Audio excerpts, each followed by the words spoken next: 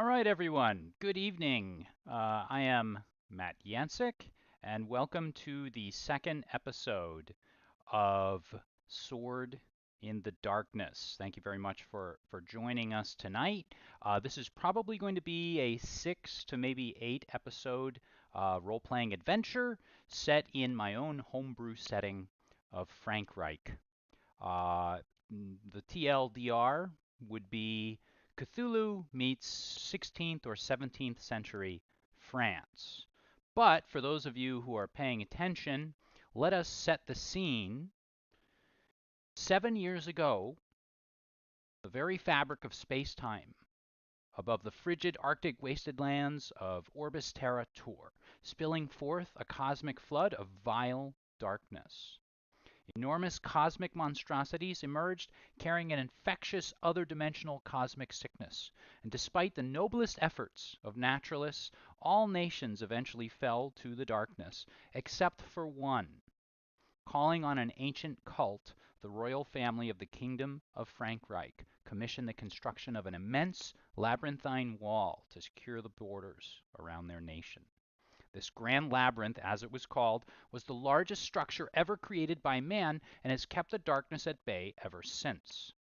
Outside the walls, darkness reigns. The lands and the seas have been poisoned beyond hope, and mankind nearly wiped out. One light, though, one light burns in the darkness, and that is the last nation of Frankreich. To maintain morale within Frankreich, His Majesty, King Hugo Reason, has declared today to be the Day of the Green, and this is a celebration of the beauty and the majesty of Mother Nature. This morning, residents of Frankreich have gathered together, dressing in clothing and costumes that evoke the spirit of Mother Nature. It's been a day for food and drink, for stories and laughter, and for time spent among friends.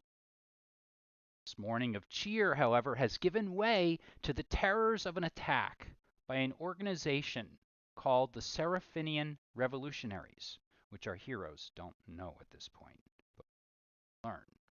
And the celebration that was meant to inspire and uplift has turned into a scene of confusion, chaos, carnage, and terror. Members of the Seraphinians, intent on smashing the monarchy and elevating the voices of the people, have just attempted to assassinate Provost Edward Pomeroy of the City of Braves. Thousands of attendees, many of whom have traveled from outside the capital city of Braves, have panicked and run, and those that remain are now being directed off the main streets, away from the precious area of land known as the King's Royal Game Preserve. Herded into alleys and side streets by the members of the King's Army and the local Braves military, who work to keep the panicked mobs at bay. And now, to make matters worse, as if summoned, the wind has picked up, bringing with it a thick cloud cover that blots out the sun, and dropping a light ashen snow on the city. White, gray, black flakes tumble and swirl through the air, and members of the crowd, members of the services, pull their neck scarves over their faces in order to filter out the deadly ashen smoke of the remnants of the cosmic flood.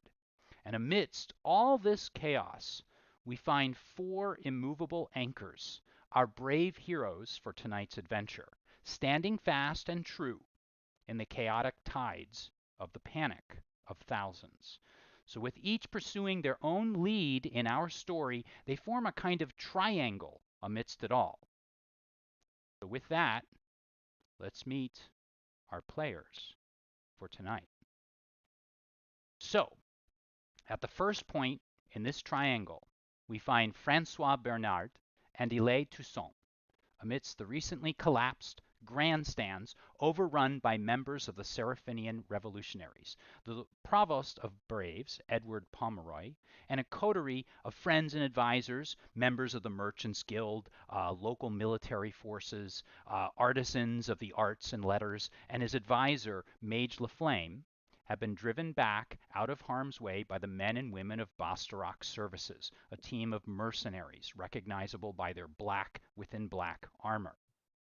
At the second point of this triangle, we find Philippe Mathieu, who recently delivered a near-death blow to a street behemoth an elephant-sized creature used by the Seraphinian revolutionaries to intimidate and muscle their way through the crowds.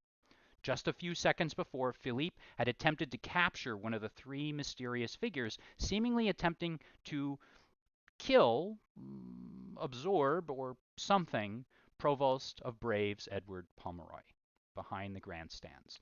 Philippe Mathieu, however, was simply elbowed in the face and then blinked out of existence. Where he is now, we don't really know.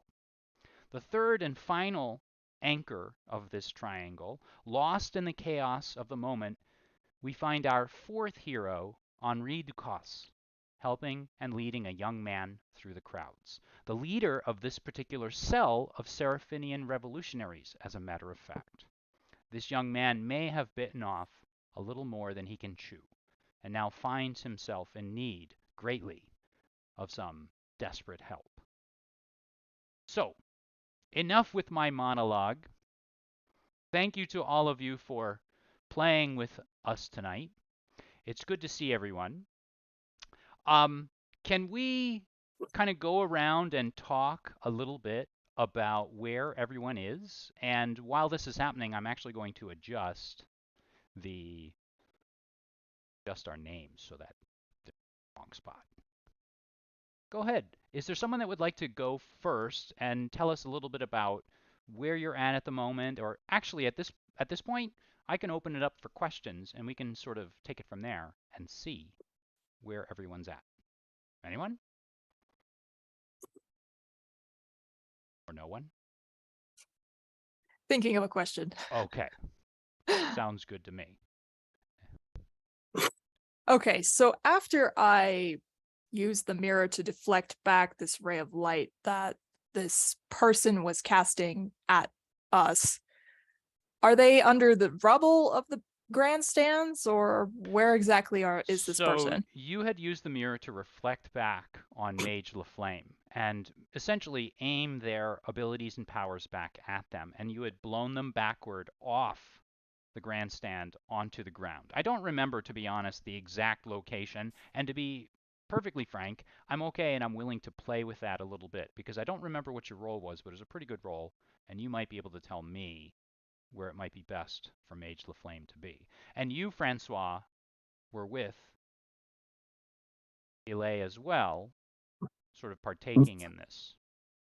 Right. While she was using her spooky powers, I was using my necromancy powers to bring dead guys to our side. And you were sort of shuffling them forward, and yeah, right. I do remember.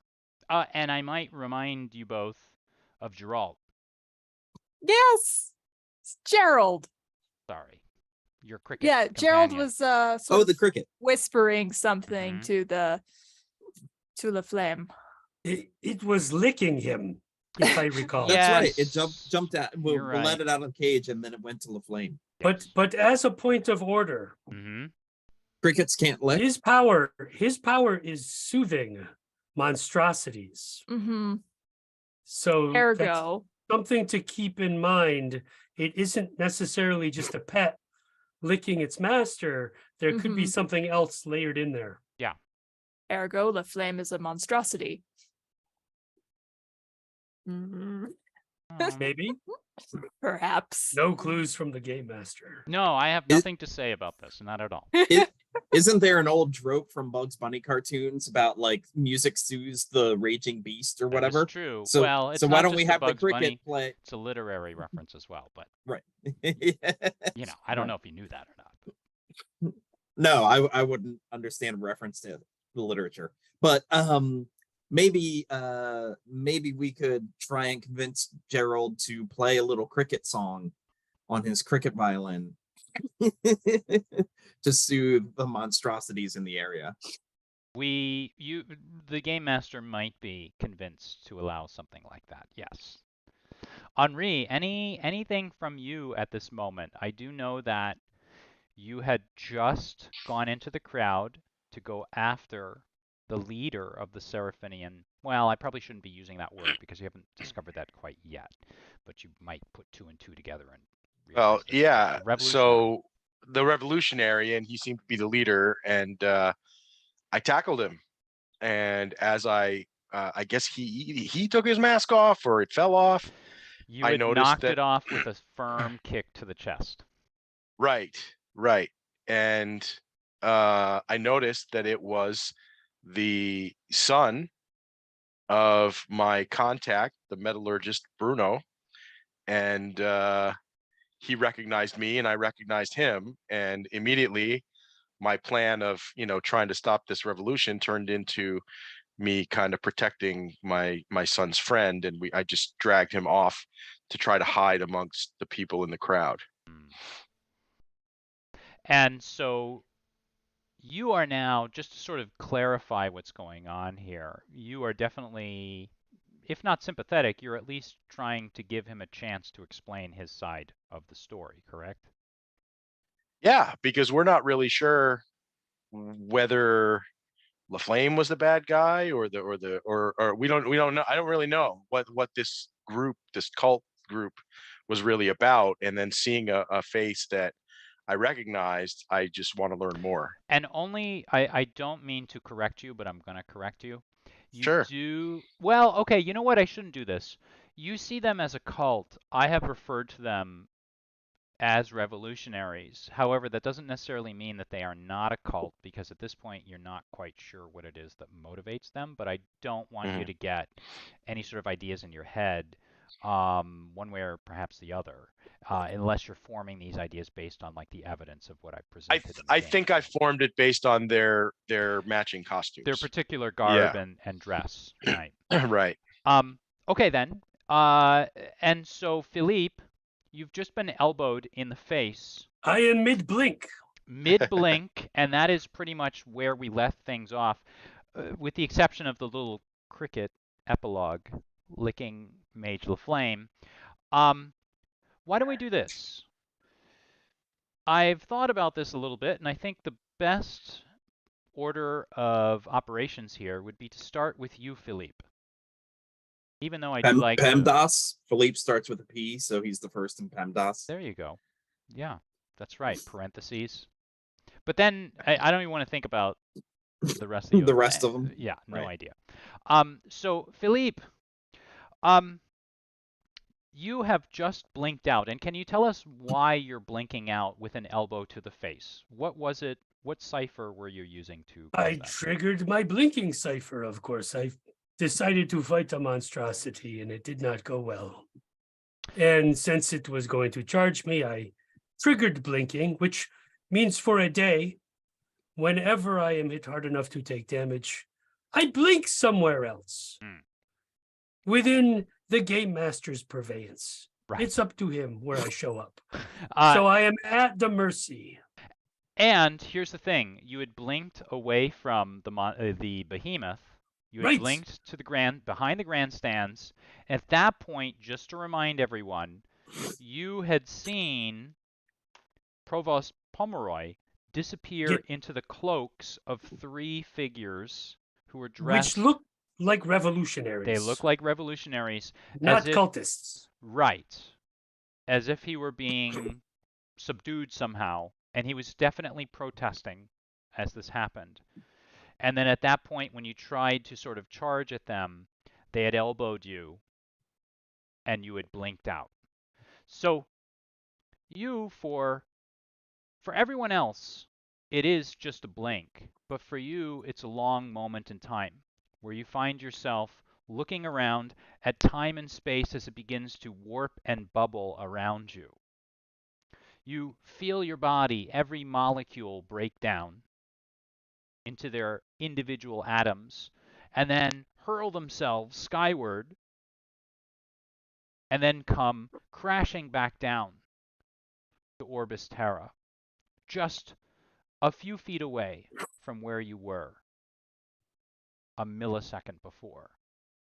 And as you come crashing down, your vision goes from a view of Orbis Terra to a view of a blackened cinder of a planet to a view of a torch, a sword, in the darkness of Frankreich, and then to the center of Frankreich, the capital city of Braves, and then from the capital city of Braves, you start to see a small patch of green the King's Wildlife Refuge.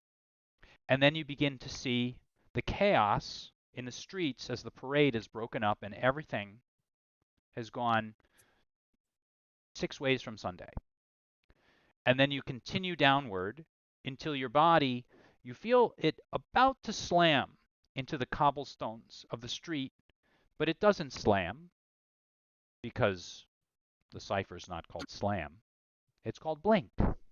And your existence suddenly blinks into existence with your face looking at a runic symbol on a almost crusty, muddy sort of surface of something.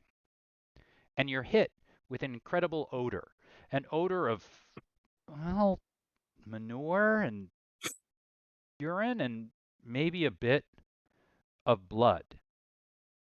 And as you kind of stumble backward and take a look at where you've landed, you realize that actually you've landed beside the behemoth. And on the rear flank of the behemoth, you see some sort of runic brand and a series of them burned into the flesh of the beast. And all Are they around you, recognizable? I knew you were going to ask this question, but I'm trying to set the tone. But I like this. So even before you think about what's going on around you, you just want to know if they're recognizable. So do me a favor. You see a series of them, as if one had been branded on top. A few of them look like they've been branded on top of others, maybe to hide prior ones. And one of them looks really familiar, but you're not so sure. So what I'd like you to do at this point is I want you to make our first roll of the night. So tell me, what's going to help you with this roll? What are you going to use? I wish the mages were near me, but they are not. It would be quite helpful. But I have spent many days with them, so perhaps having seen Francois pour over tomes and things, maybe help as an asset. Maybe up to the game master to decide. Okay, well let's talk about the other things you're going to use to help you, and I'll think about that one in my head. And this is another choice for the GM. I am trained in names, habits, languages, layers, and topics of monsters.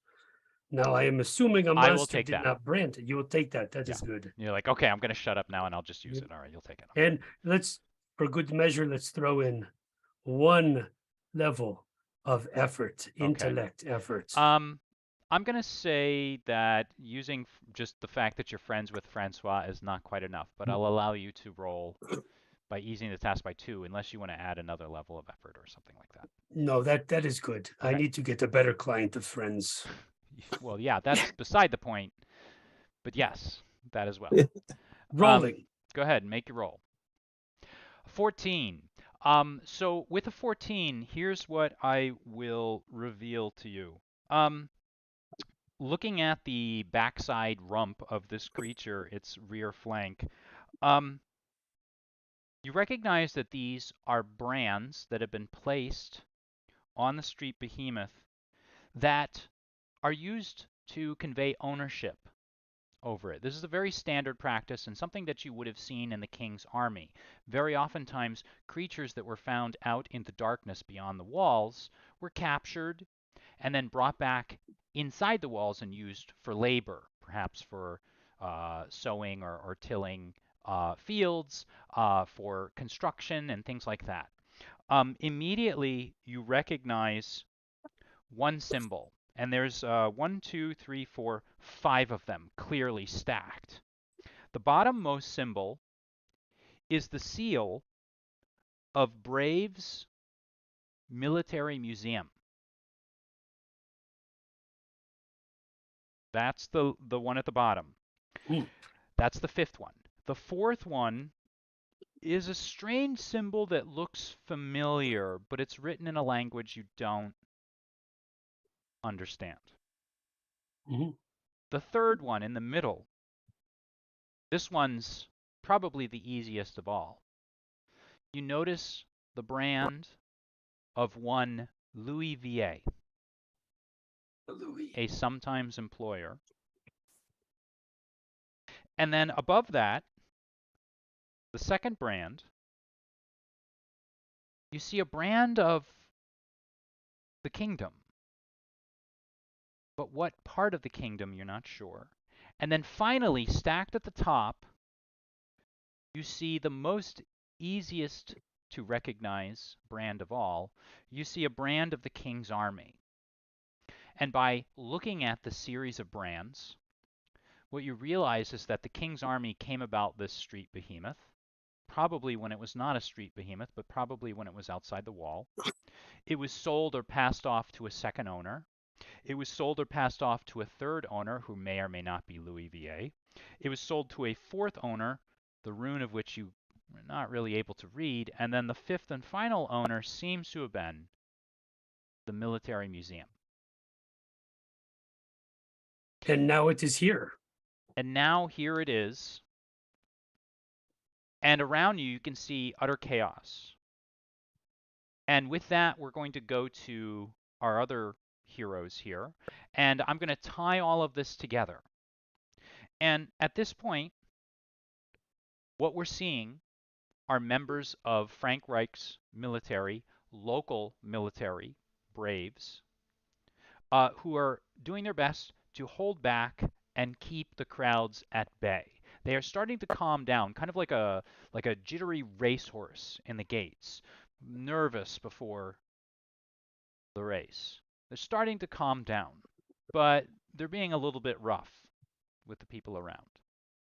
What you're also seeing is, and you folks who are actually there behind the grandstands, what you're starting to see is those revolutionaries are now obviously being overtaken, overpowered, not by members of the Braves military, not by members of the Frank Reich, the King's Army, but by members of Bastarak services who are playing hard and fast, dirty and nasty with the rules and just taking one revolutionary down after another. And they probably got about a dozen or so of them. You're looking around now, and now this is to you, Francois, and you, Alay. You do not see Henri. Henri has kind of disappeared into the crowds at this point. You saw him walk off and maybe deliver that kick. But now, at this point, those revolutionaries are being gathered up and put in an area cordoned off from the rest of the crowds and moved off towards an alleyway. And Francois, Relay, what would you like to do? The Mage Laflame is now kind of getting up, does not look very happy at all as this is happening. Well, I'm curious to find out more about the flame, but I also don't know if I can pull off that kind of attack again. So, Well, do you have any idea what you want to do with that, Francois? No, I'm undecided. I mean, if LaFlame is getting back up, I kind of was hoping that you would use your pet cricket to do some sort of psychological attack on LaFlame and see if that works. I'm not sure if I can command Gerald in any capacity at this point. He just sort of soothes monstrosities, but I don't know. Do we know more about Gerald's capacities? You would have to have really taken a good look at Gerald for this. And Gerald now hops off of Mage Laflame, crickets his way back, or her way, actually. Now that I think about it, how do you know the gender of a cricket? Hops all the way back. Because they make noise. Oh, really? Wait, Yeah. do males or females do the... I think it's the males that make, like, they rub their legs together to get the attention of ladies. Oh, okay. Well, in that case, I guess Gerald is a male. So he crickets his way back toward the two of you, hops up onto, well, I don't know, you, Francois, Hmm. and then makes his way to your shoulder. Hmm. There's no symbolism behind a cricket on your shoulder at all. That was just a coincidental thing. And now LaFlame is brushing themselves off, and when they raise their eyes to you, they look extremely enraged, Hmm. but also maybe even amused by what's happened. And LaFlame walks over to you, Francois, takes one look at you as if sizing you up, walks right past you as if you were nothing, and then Hmm. approaches Ilay.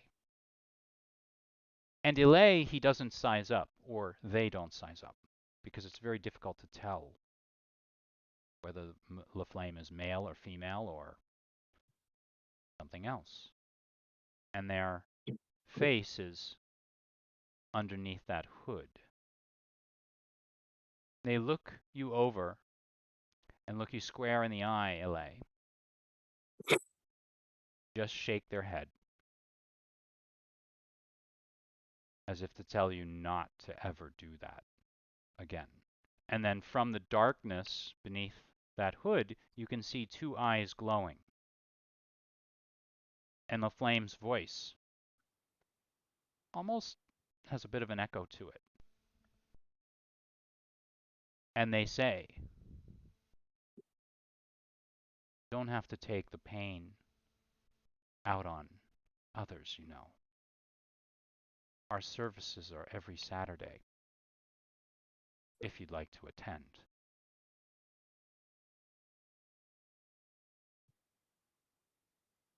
Services. Well, you would know there's services as in worship services, services where you go to honor the darkness, to worship the darkness.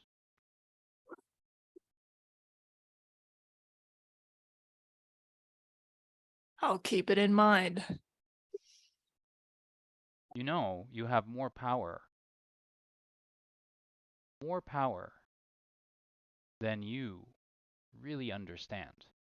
And you start to feel a tingle in the back of your skull. So unless you want someone creepy crawling through your brain, you start to get the feeling that you need to make a defense roll, but it is up to you. I'm gonna make a defense roll. Oh, okay. Sure. Sounds good. Sounds good. Why not? Why not? And you can feel the tingles through the gray matter. So are you applying effort? Do you have an ability to help you out? Or do you have... Ooh, let me check. Let's see. I highly doubt this, but never hurts to check.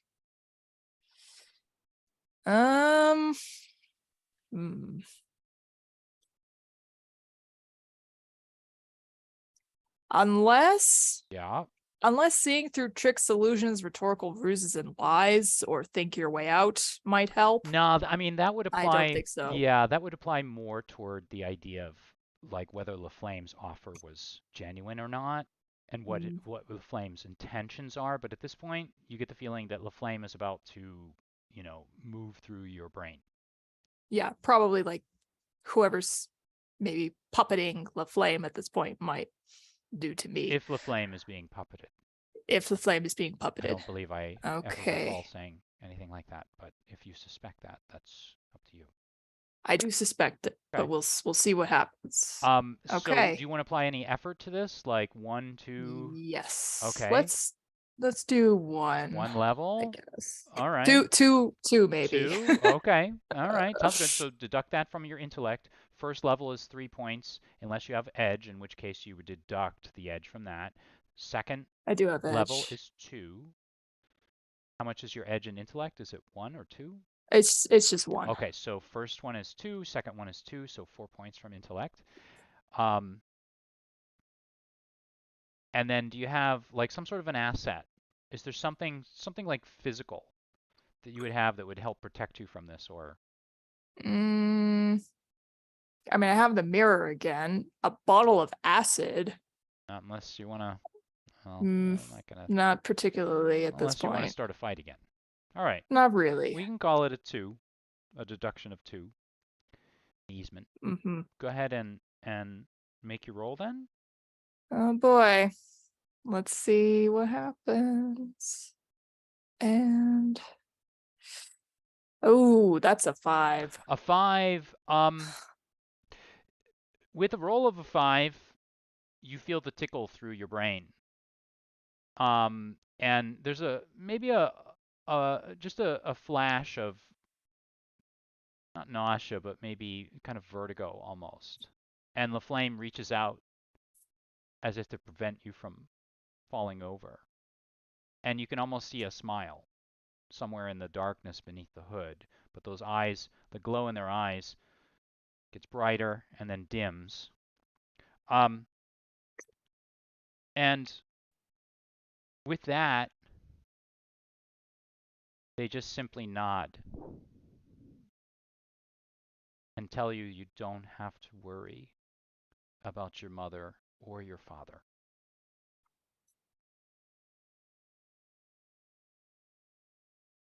With that, let's go to Henri. Henri, so you have moved into the crowd, and if you recall, Bruno's son was injured at this point, and he had a lot of his armor and his clothing kind of blown off. What are you up to with him? Well, I want to make our way out of the crowd to like an alleyway. Hmm? You can do And that. just kind of haul him along and just use my kind of street smarts to see that we're not being tailed. And Yeah, go ahead. and I want to get him to a place where I can, talk to him Yeah. away from prying eyes. So first of all, in order to check and see if you're being tailed, I need you to make a roll for that. So do you have any abilities to help out with that? It doesn't Well, appear that you are, but there's a lot of chaos at this point. yeah, I've got a skill called Find the Way, which is like almost a navigation skill. So I imagine that would allow me to find the right route So how about through this? the. That is something to maybe find a really nice, quiet corner to talk to Bruno's son in. But I don't know if that. I don't really think that would apply to helping you find out whether or not you're being tailed. Okay. I do also have an ability called Slippery Customer, Ooh. which I'm going to read that now. Yeah. It is when you apply effort to task involving escape from bonds, fitting in tight spaces, or other contortionist tasks, I get a free level of effort. I'm also trained in speed defense tasks while wearing light armor.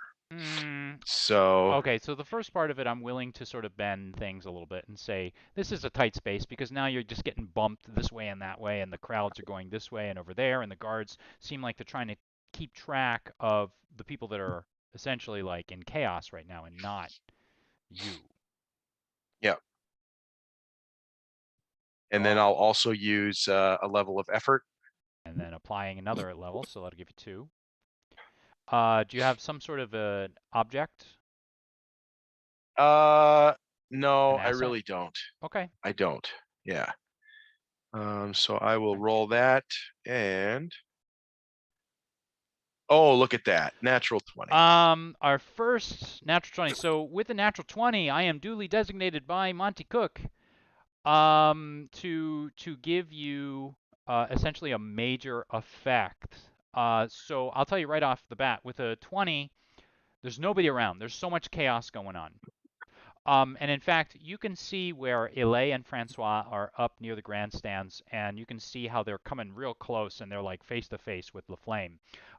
You can also see that Philippe has just blinked in, kind of like over the other side of this behemoth, which is now kind of like sitting on its haunches, and it's kind of like bleeding out from its face. where Philippe had delivered like a near death blow to it. And you manage to thread your way through the crowd and very easily get yourself into a dark alleyway. In fact, you've been to this spot before. You know the twist to take here and the turn to take there. You step into like a little shop there. You test the soup in a little restaurant and ooh, chef's kiss good. You run through, you drag him through, and then you pop out the other side and say it needs a little bit. It's beautiful, but just a little more salt with that. And then you thread your way through into like another shop. And you say, oh, maybe you could take a little off the sides there, and then the barber says, oh, thank you, and then you head through, and then you're out on the other side, and just you're in some other. Suddenly you're at like 3 blocks away. Nobody knows where you are. For your major effect, is there anything you'd like from this? I'm willing to negotiate.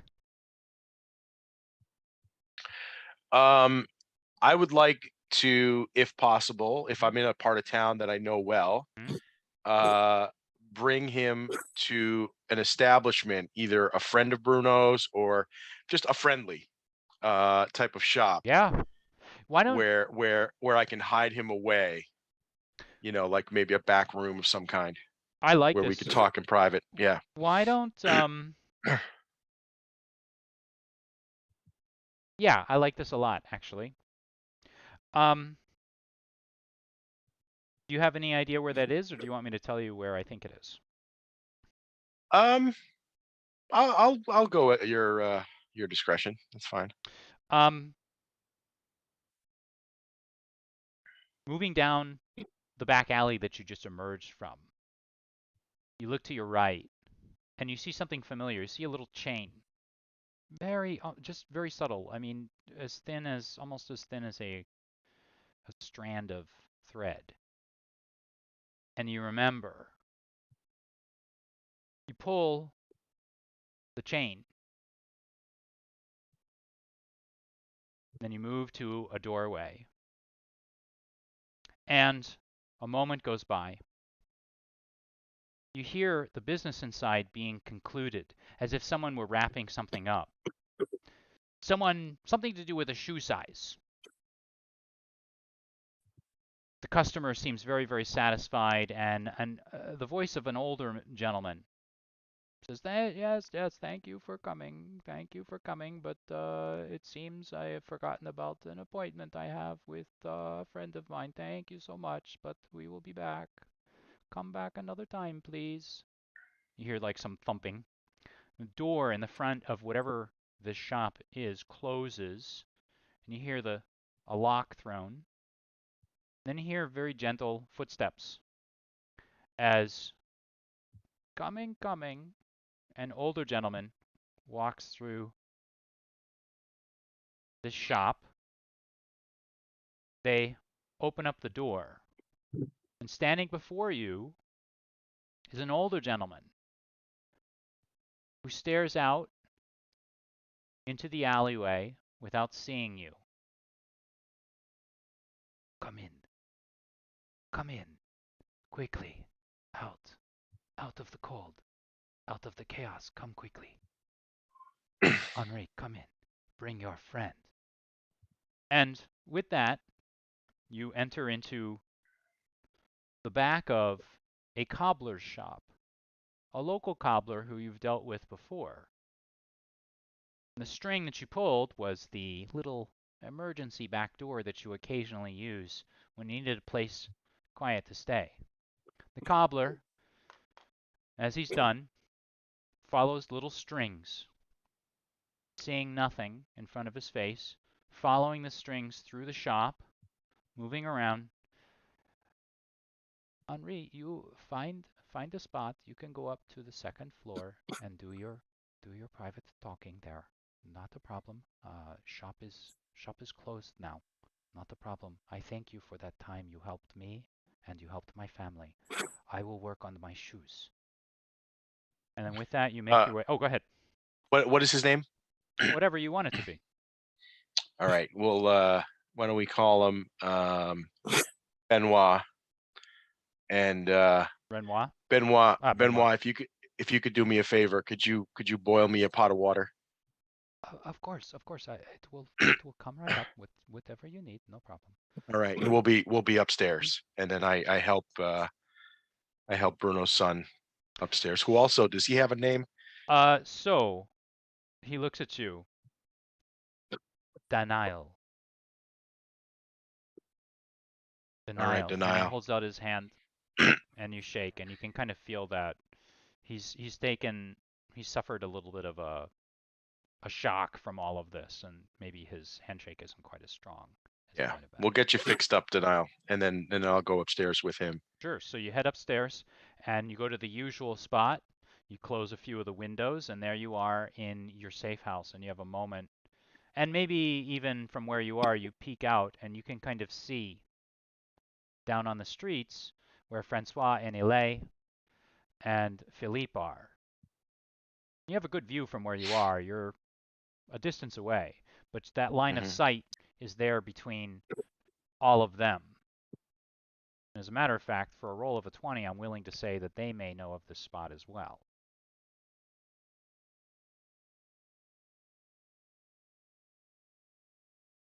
All right.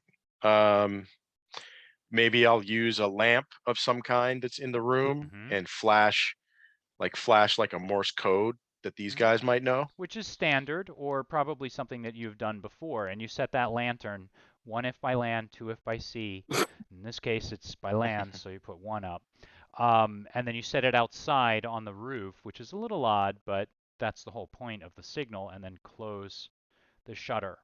And with that, why don't we go to Philippe and find out. So Philippe, you're now looking at this behemoth, and you see the 5 runes in a row. And don't worry about writing that stuff down. I can sort of refresh your memory, but I think you probably got it in your head. What are you thinking at this point? Well, this is good information to have. I'm thinking I feel terrible that I nearly killed a domesticated monstrosity. Nobody told me. Maybe Elay said something, but I didn't hear her. I am actually from this rear vantage point, and the monstrosity doesn't know I'm here. And this is a perfect opportunity to try and climb it and ride it. I was scared you were going to say rectal exam. Trust me, Eric. As the person that's streaming this, I was pretty scared too. So, as you raise your leg,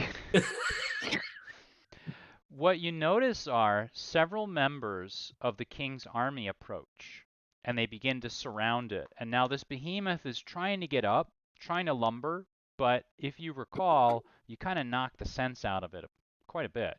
And as it starts to rise, it collapses again and almost hits you, or almost, I should say, rolls onto you.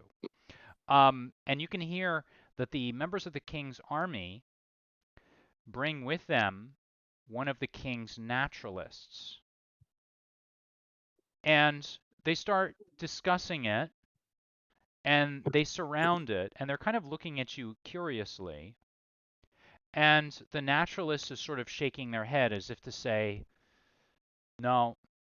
The naturalist walks over, sees that it has the brands on it, sees that the chain of runes, and they have a discussion with one of the sergeants in the king's army, and they start to discuss the idea that this animal, this creature of darkness, this behemoth, was once part of the kingdom, or being cared for. It's now with the museum for some reason, at least this brand says it is, and that it's never going to be what it once was, and that it probably needs to be put down. They're kind of ignoring you at this point, but if you want to continue to swing your leg over the back of the creature in an attempt to hijack it, I'm like one of those GMs. I support my players. It doesn't seem like it's going to run all that well at this point. No. So I will forego this, but I will attempt to listen in on the conversation, other than obviously this came from Ray's Military Museum. What other information are they passing So about the other brands or things like that? one of them, a judge advocate general, raises their finger and goes, excuse me, I think we've forgotten about one little, you know, rarely invoked, not very well known clause here. That gentleman over there was the one that brought it down.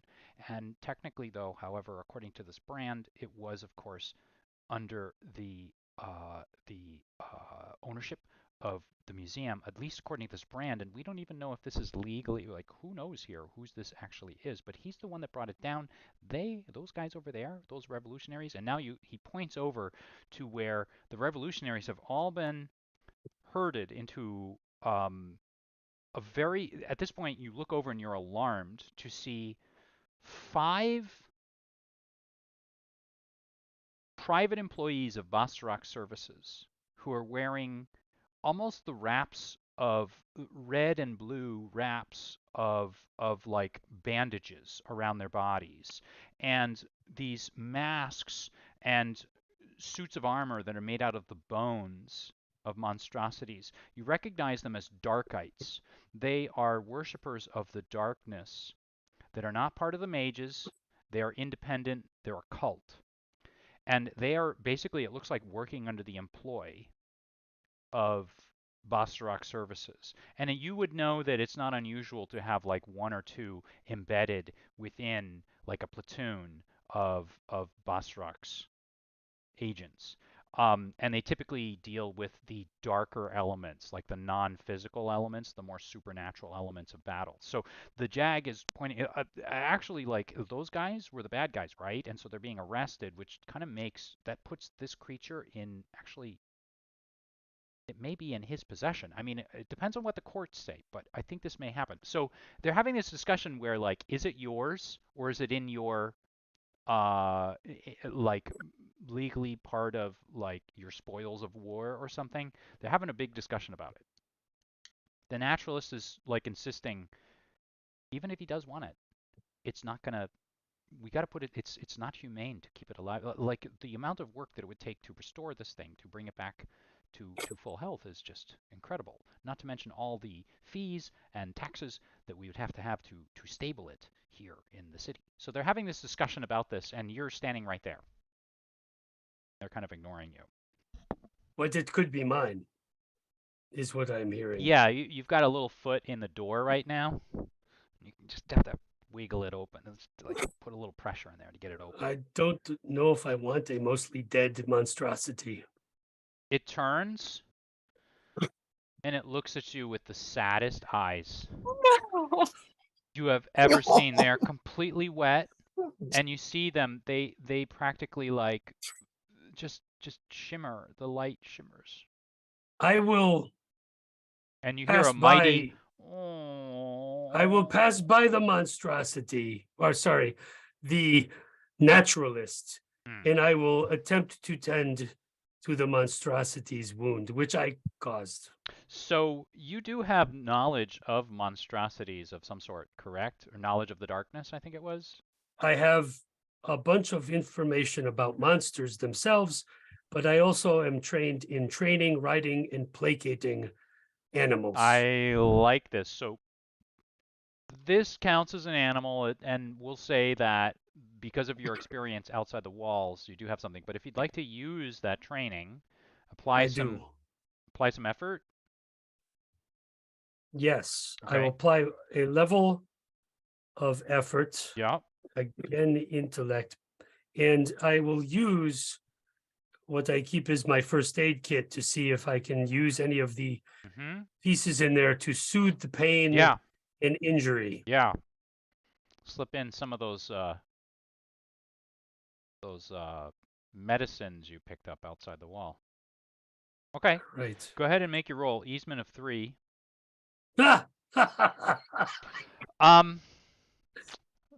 ladies and gentlemen, this is when it just doesn't go the way I thought it was going to go. You give it your best shot. And unfortunately, the thing is, for the moment, You have XP. Do you wish to save the life of should I Cthulhu, Dumbo, or not? Should I continue my sentence, or should I allow you to re-roll? I mean, I do don't. you want to re-roll? You can't re-roll a natural one. I didn't think. Oh yeah. Oh, Forget it. thank you, Frank, for screwing yourself over. Well, I want to play by the rules. Yeah. The thing looks at you, and it starts to kind of rise as if it sees you as a friend, and indeed you are as you stand over it and you attempt to go to work on it. And the soldiers and the naturalist behind you kind of get quiet for a moment.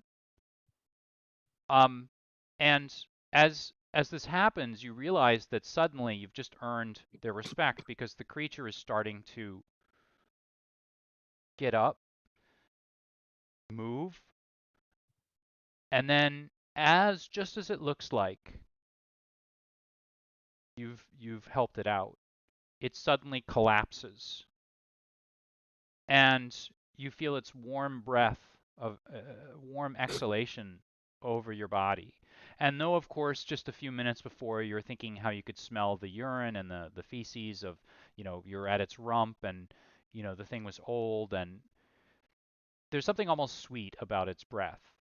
And you inhale the last breath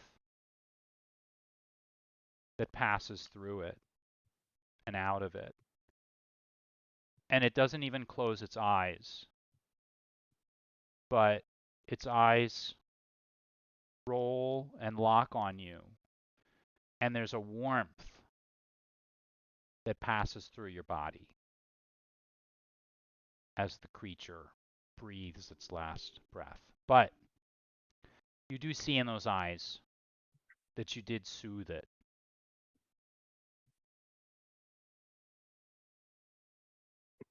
I feel terrible. And I wonder how big a box Bruno can make. The naturalists and the soldiers who had been waiting, they actually see this in you, and a bit of a change in their attitude comes about them. And the soldiers kind of look at each other, and they actually, now you can kind of see that they had brought out enormous. This is something that's not uncommon in Braves. They had brought with them what's called a bone wagon, which is essentially a wagon filled with tools that are used to dismember and to destroy the remnants of monstrosities that make it through the wall. And the soldiers kind of look at each other as if they don't really want to do this anymore, because they were not expecting someone here that was going to be respectful of the creature. And those eyes are still locked on you. And the naturalist just holds back the soldiers and says, "Send the wagon back. I will send for a wagon from the preserve, and we will take this back ourselves." And then the naturalist steps up to you, puts his hand on your shoulder, and you can kind of see there's a respect that he has for you now. And he even feels that maybe as a naturalist, he sometimes looks at things from a very cold perspective. And the fact that you showed this warmth for the creature, the fact that the creature expressed it back to you, impressed them to the point that. And the naturalist just shakes their head. "Don't worry, my friend. We will take care of it." I am responsible for its death. I thought it was militarized. I did not know it was from the preserve. The naturalist says, if you look at, I see that you are a soldier, and they recognize it in your gait and the way you hold yourself, or former soldier, maybe I should say. Now perhaps a soldier of fortune. If you look at the brands here, you can trace the owners and see that. Here, the first one, they point to the first one. This was the military. The king's army brought it in. I recognize that one. The second one was the king's council, where it was to be given, or perhaps it was given as a gift to someone high up in the council. So for whatever reason it was not used for purposes of war, it was used as a pet, perhaps. Then it went to this rune here, and I don't know who this is. I would have to look that record up. And he's pointing to the one that's Louis Vier's. Louis Vier's. You know, but he doesn't. Yes. Points to the fourth one. This one was done by a member of the king's stable at the king's military museum. This is the mark of Najak Niviatsiak. And you immediately, even though I can barely pronounce it and you probably need it to be spelled for you, you recognize that name as being the name of a former member of the Vert. Oh. Someone that I had campaigning with.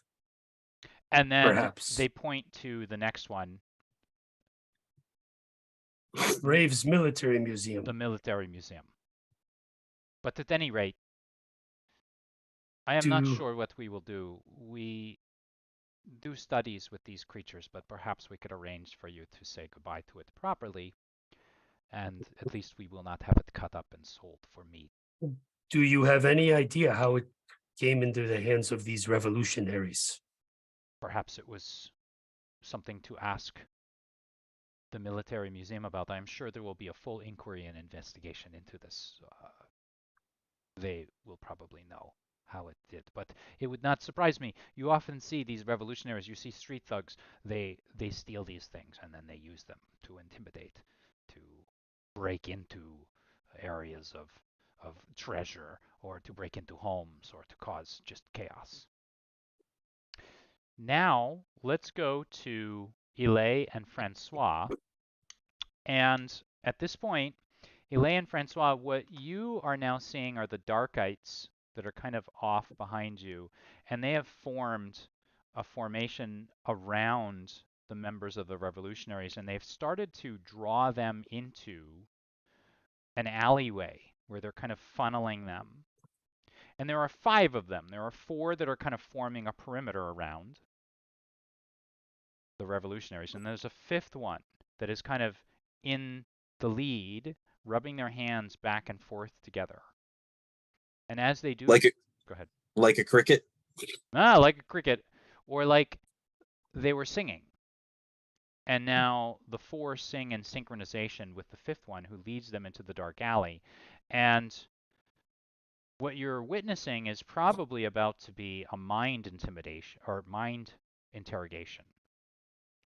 All of these revolutionaries are about to be interrogated through their mind. And Mage LaFlame just watches them, shakes their head, clearly unhappy about this, and mumbles something under their breath about how these members of cults are no good, how they should be eliminated. And they look at you, Ile, again. Just say, please, don't let your anger and your despair and your sadness over your mother turn you. And then they look at you, Francois, and you can go copy some books.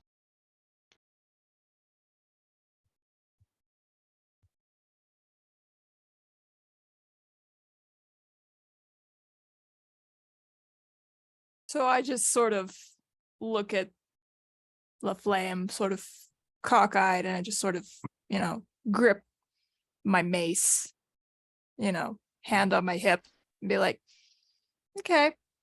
Well, if you want a date, just let me know, because all this attention is making me a little bit uncomfortable. You start to feel a tickle in the back of your brain again.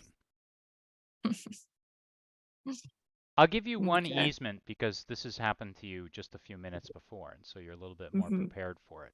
But you're starting to Mhm. get that spinning up feeling of creepy crawlies moving through your brain. Mhm. Want to roll the defend? Yes. Okay, so you I'm got gonna that. roll I'm just going to defense. give you that automatically. Do you want to use any levels of effort? Yes. Okay. I'm gonna put in another, I think another 2. 2, all right. And then, do you have any abilities? I know I asked you this already, but I've already forgotten. That's okay. I don't think so, but Okay. there's also possible I may have missed something the first time, so let me just Francois, check. you saw this happen to her before. Would you like to assist, and we'll call that an easement? I mean, Yes. yeah, I don't Mhm. feel I'm just telling you this. I feel like this is something you'd kind of be thinking in your head. No. You'd like Yeah. run interference or something somehow. You know, I have an interesting cipher. I don't Hmm. know if this would help. Okay. I'm not sure what the level of LaFlame is, Yeah. but Slave Maker. Okay. To activate the cipher, the user must succeed on a melee attack against the creature about the size of the user and whose level does not exceed the cipher's level. Oh, I see. So you must have succeeded. So you meleeed with LaFlame in our last game. So you I have did. succeeded. Now, I'm sorry, what is the level of the cipher? Level is, it says 1d6 plus 2. So that means you haven't rolled yet. So you're going to roll a 1d6 and then add 2 to it. So if you want, you can go ahead and, I don't know if you've got the d6 warmed up on the old dice roller right now, but if you just go ahead and make a d6 roll, we can add 2, and that'll tell us what the level is. I have a feeling you're going to be okay because you've just decreased. Let me just see. 1d6 plus 2. 3, Okay, so 5. that's a 3, then plus 2 is 5. Level 5, and I'm going to be really generous here and say that because you have eased the task by 4, I'm going to say that their level is eased by that much. I don't know if that's really an official way of doing it. That tickle starts to go away.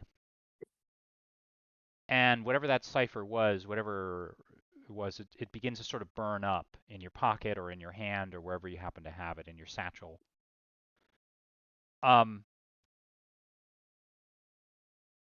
the hood comes down a little bit more. And you're not sure if that smile is still there or not, because maybe they're not as certain about their superiority, their abilities, their superiority to yours or not, but they just simply shake their head. Perhaps you should come on Saturday. Show you How what. about you start telling me about who you are, what all this is about? Just as this happens, the tension breaks because Provost Pomeroy, who just a few moments before was screaming and was in dire trouble, now comes running over. Oh, my friends, my friends, my friends! He comes running up and he stands between you and LaFlame. Oh, and he just hugs you away, and then he goes, oh, and you too, and Like, he grabs Francois. I don't do hugs from strangers. Oh, I'm No, no, no, sorry, no, I'm no, no, no. sorry. I've forgotten. I Just know. stay over there, I've Pomeroy. forgotten. You know, I'm an older gentleman, and sometimes I forget the ways of the young these days. I've forgotten that. But you, of course, you're okay with that. And he looks at you, Francois, and he throws out his arms like this. He's gonna give you a big hug, unless you stop him. And not only do I let him hug me, but I hold it just a little too long. And then he's like, "Oh, make him slightly uncomfortable. Yeah, okay, not with the kiss. Okay." And he starts to push you away. Oh, I like the cricket though. Can I? Oh, hi there, little cricket. And he begins to. Don't touch Gerald. Thank you so much. Oh, hold on. Everyone's going, hold on. Oh, thank you so much for what you have done today. And Provost Pomeroy looks like just as excited as the day he was born. He stands up on the stands and he begins to call out, "Everyone, citizens, please! Citizens of Braves, please do not panic! Soldier, oh, you, stop! Don't do that, don't do that. The festivities can continue due to the brave and valiant acts of the army, Bastarak agents, our heroic citizens here," and he grabs you, Francois, and almost grabs you, Ile, and then he like takes his hands off, but he's just like pointing at you. "Due to their heroic actions and of their friends, some of them who disappeared, I don't know where they went, everything is fine today. Everything. I declare that we continue our celebration. Everything is fine." And with that, all of his coterie around him begins to like clap their hands together. They run around and they start like pepping people up, and soon the crowds start to become excited by all of this. Now, I just want to remind everyone, Francois, Philippe, and Ile, that the three of you, and I apologize that I didn't mention this, but for Henri's roll of a 20, you do see that signal. Is that a block and a half off or so? It's a little far, but you're used to kind of looking in that area, and you know when Henri disappears or Philippe disappears or whatever, you have several rally points around Braves. So what are we, and again, I'm not trying to steer everyone in the same direction. I'm just trying to keep all of the plates in the air spinning. Do we want to start moving in that direction or not? I'm totally fine if not. Well, I'm a little curious about making the most of this cipher I just used. Says the cipher bonds to the target, who immediately becomes calm. The target awaits the user's commands and carries out all orders to the best of its ability. The target remains so enslaved for a number of hours equal to the cipher's level, minus the target's level. If the result is 0, the target is enslaved for only 1 minute. So, you know, I would like to kind of grab LaFlame and just be like, okay, we're not done yet. And Okay. sort of go to a quiet place. Here's what I'm going to say with this. I totally am willing to do that. Here's one thing, and this is like a metagaming thing that you as your character would be aware of this, but I just want to remind you of this in all the chaos. Mage LaFlame is in the employ of Provost Pomeroy, which puts them really high up there, right? If you were to just grab the mage and pull them away, that's going to look really suspicious. That doesn't mean that you can't do it.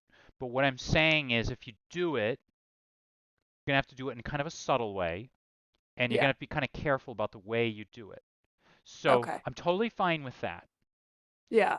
So in that case, I think I'd like to modify my choice to be like, you know, I'll just sort of lead over, whisper, be like, "We're not done. You're coming with me."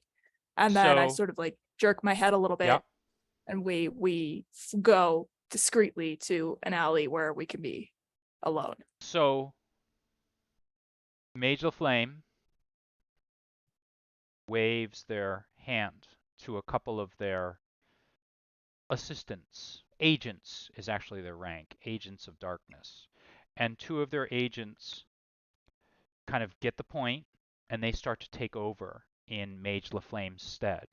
And Francois, I would say that you probably know that you're going to have to go along too, because you were considered an asset along in all of this. So you head off to an alleyway. Are you heading in the general direction of Henri's rally point or somewhere else? I'll allow you whatever you would like here.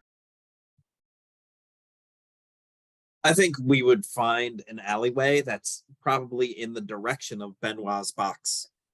Okay. The little cobbler has a shoebox decoration on the outside. Yeah. It says Benoit's box on it. And then right next to it, there's a food place that says Bento Box. Okay. Sounds good. And we'll say though that you're going to go back to that rally point and be kind of careful about what you're doing again, because you're trying to go someplace where you can talk privately. Philippe, let's flip to you, and Henri, I'm sorry to leave you. I'm just trying to sort of close up a few threads before we hop in and see where you get with Daniel. Philippe, at this point, what are you up to? I know that these creatures, these monstrosities, the behemoth, what I think that's Yeah. wait. Street behemoth. They have notoriously strong teeth. So I will tell the naturalist, this is nothing but the corpse now. I will take a piece of it to keep with me to remember what has happened here. I hope you don't mind.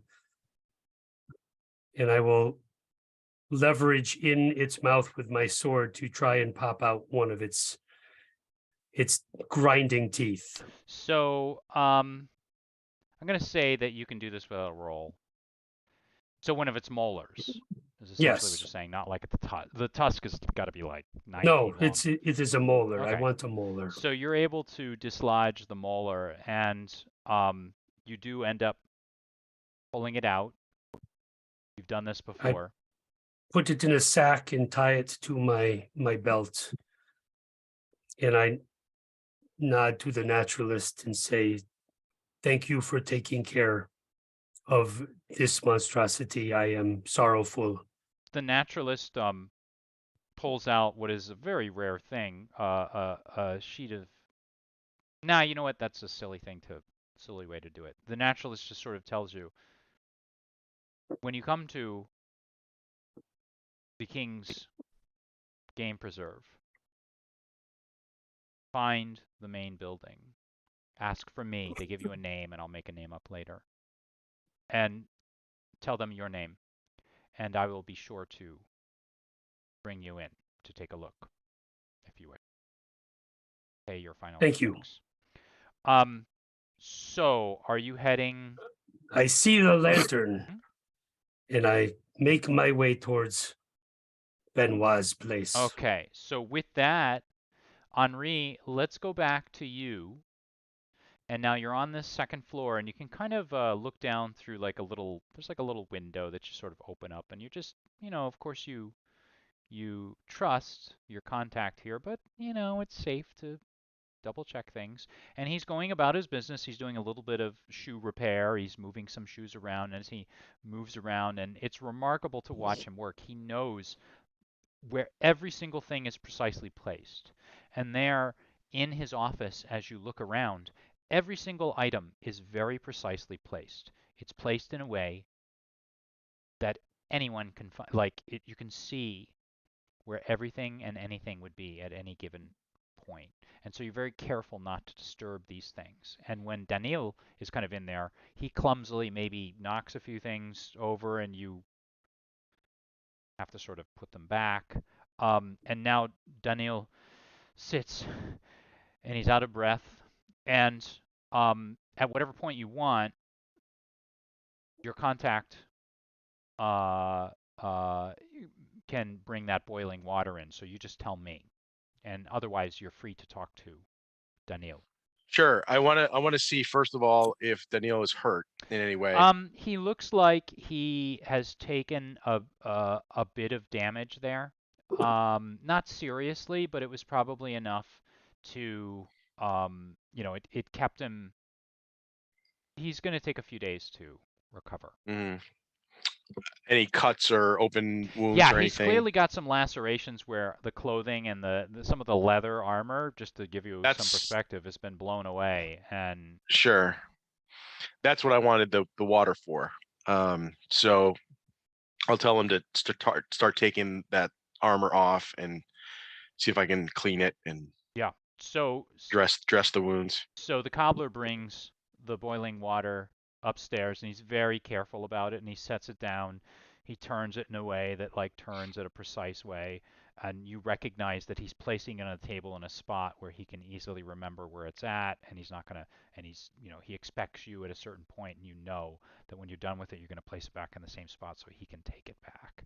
And then he, again, he's staring almost into nothing. He just smiles and take your time, and I will take care of things downstairs. And he walks out. Anything else, Henri? No, thank you. Right then, you boys have a good time. And he kind of winks with that. Then he closes the door. You can hear him very quietly moving back downstairs. And then you can kind of see that he goes back to his cobbler's business, taking care of things. So you begin to clean the wounds. What would you like to do? Would you like to talk as you do this? Would you like to? Yeah. Daniil, what the hell is going on? Okay. We all know we live under the boot of the king. You know that, right? I'm trying to effect change. We're trying to effect change. Time of the people has come. Thank you for helping me. I knew I've met you so many times. I was a little, to be honest, I was a little bit worried, but I knew you would be a good friend. You know, you have the experience. You know how we live under the boot. You know how we've been cramped up for 7 years in this city, not allowed outside. I'm not one of those. I know that something's going on out there, but I also know that the people should have more power. And he sort of rattles these things off, and it's like an avalanche of just very standard like revolutionary talk. And to be fair, you might, I don't know, you can tell me, but you might even see some truth in what he's saying. And there's probably the youth, the inexperience and the naivete of youth behind this. His argument is essentially he wants to get rid of the monarchy and install the people in control. I can sympathize with that, Daniil. You're young, and I appreciate your earnestness, and I think your heart's in the right place. But it was raining body parts, and you were riding a giant Cthulhu elephant.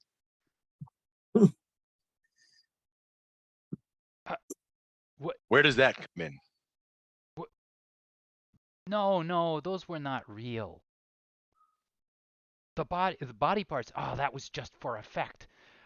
They told us. They said that it would make an impression. It would make an impression. That was not real, I can assure you. All of Who's that they? was theatrics. Who's they? The Seraphinians, I can't say much more. I mean, I think it's very obvious now. You must know who I work for. You must know these things. I can't tell you more than this. I appreciate you helping me like this. Just let me go. If you let me go now, I appreciate this. Please. I think you need to tell me a little bit more about who these Seraphinians are. You know who they are, and what you would know is the reports that you've heard and the rumors on the streets that the Seraphinians are a group of humans, and it's kind of necessary to say humans because in this world there are different creatures. There's essentially what are seen as dark creatures, and then there are essentially human creatures. But they're a group of humans that are fighting for essentially to restore power to the people of Frank Reich. And he explains very vaguely, without getting into too much detail, how he's part of a secret cell embedded here, and he knows only one person above him and one person below him. And we meet at a certain time, and we meet in a certain place, and no one ever knows anyone other than the one contact above and the one contact below.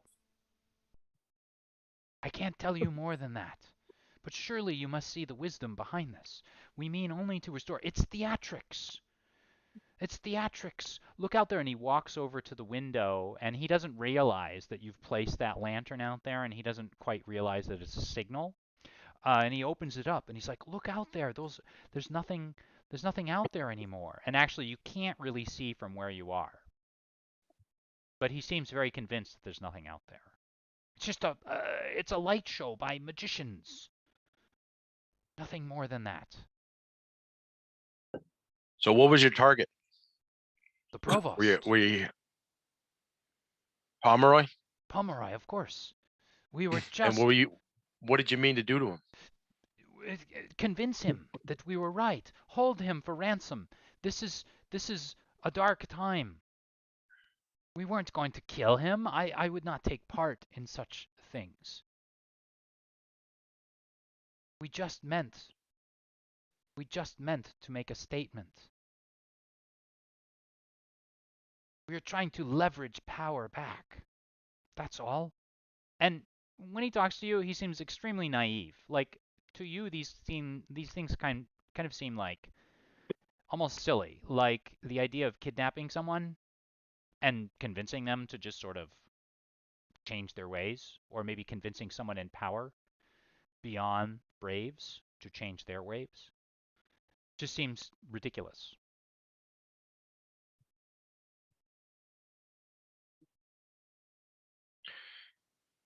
So I don't have a problem letting you go, Danielle. But I'm letting you go to talk to somebody that you need to have a good conversation with. And that's your father. My father doesn't know about this. He's of the old way. He doesn't know about this. There comes a time in the life of a young man or a young woman when they must break from their mother and their father. It does not mean that I don't love my father. It doesn't mean that I don't love my mother. We have a disagreement in our ways of doing things. And honestly, I think if we talked to my father, honestly, I think he would support what I'm doing. That's not for me to decide.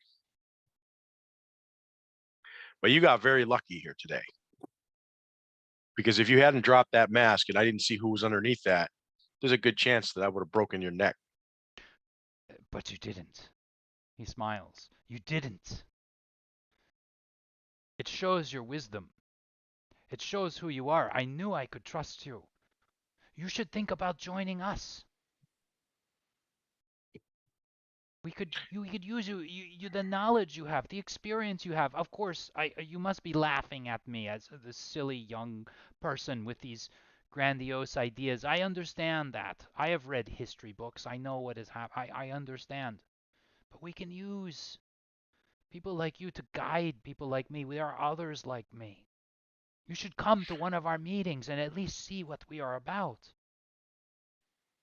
I could get you in. They're recruiting. They want more. You and your friends, I saw what your friends did. So powerful. Could help us. Help us get rid of this boot.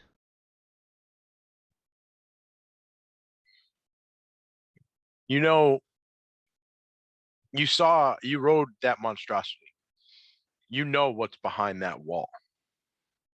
Like him, hate him, whatever you think of the king, whatever you think of Pomeroy, whatever you think of the mages. If you eliminate them, are you and your group prepared to be the last line of defense to what lives out there? We have a plan. But I can't tell you. They have a plan. I have seen such wonders. That silly magic trick was the tip of the iceberg. There is so much more than just that.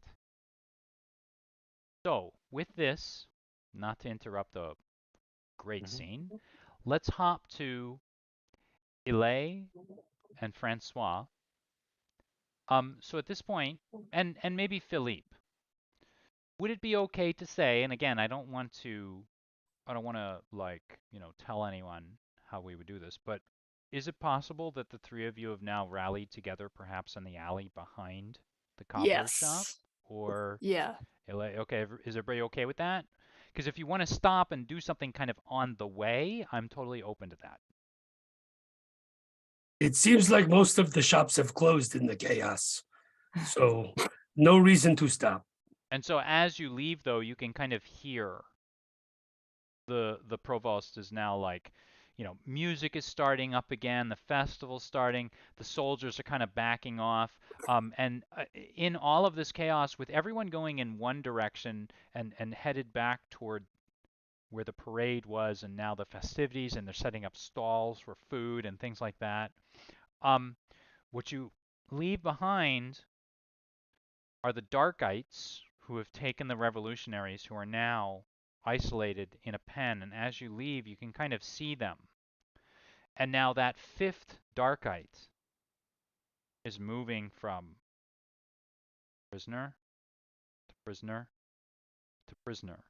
And it's not a pleasant experience. You can see in LA, maybe you have a better idea of this, having just recently fallen under the influence or the power of someone who's reading minds.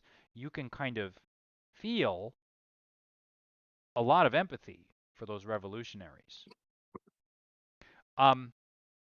But that is now in the past, and the three of you are there at the cobbler's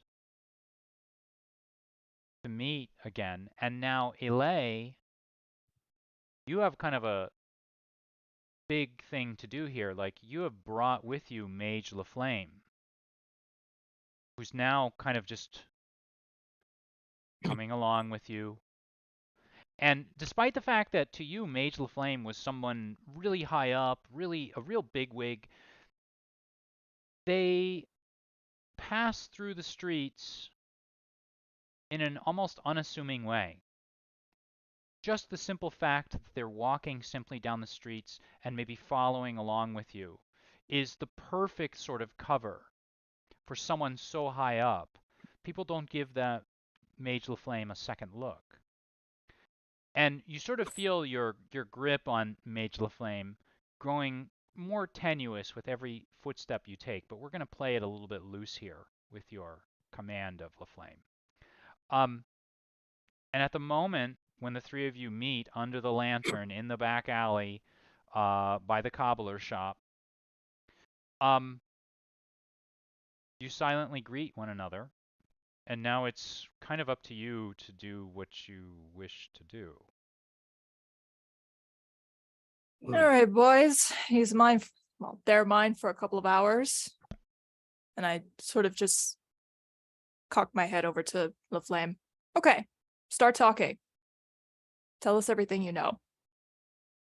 Are we inside when you do you bring LaFlame inside I'd the cobbler imagine. shop? Well, or- here's the thing. Okay. I'd imagine LaFlame to be. I thought you were met up right outside the door, We come together there. and you're kind of deciding now.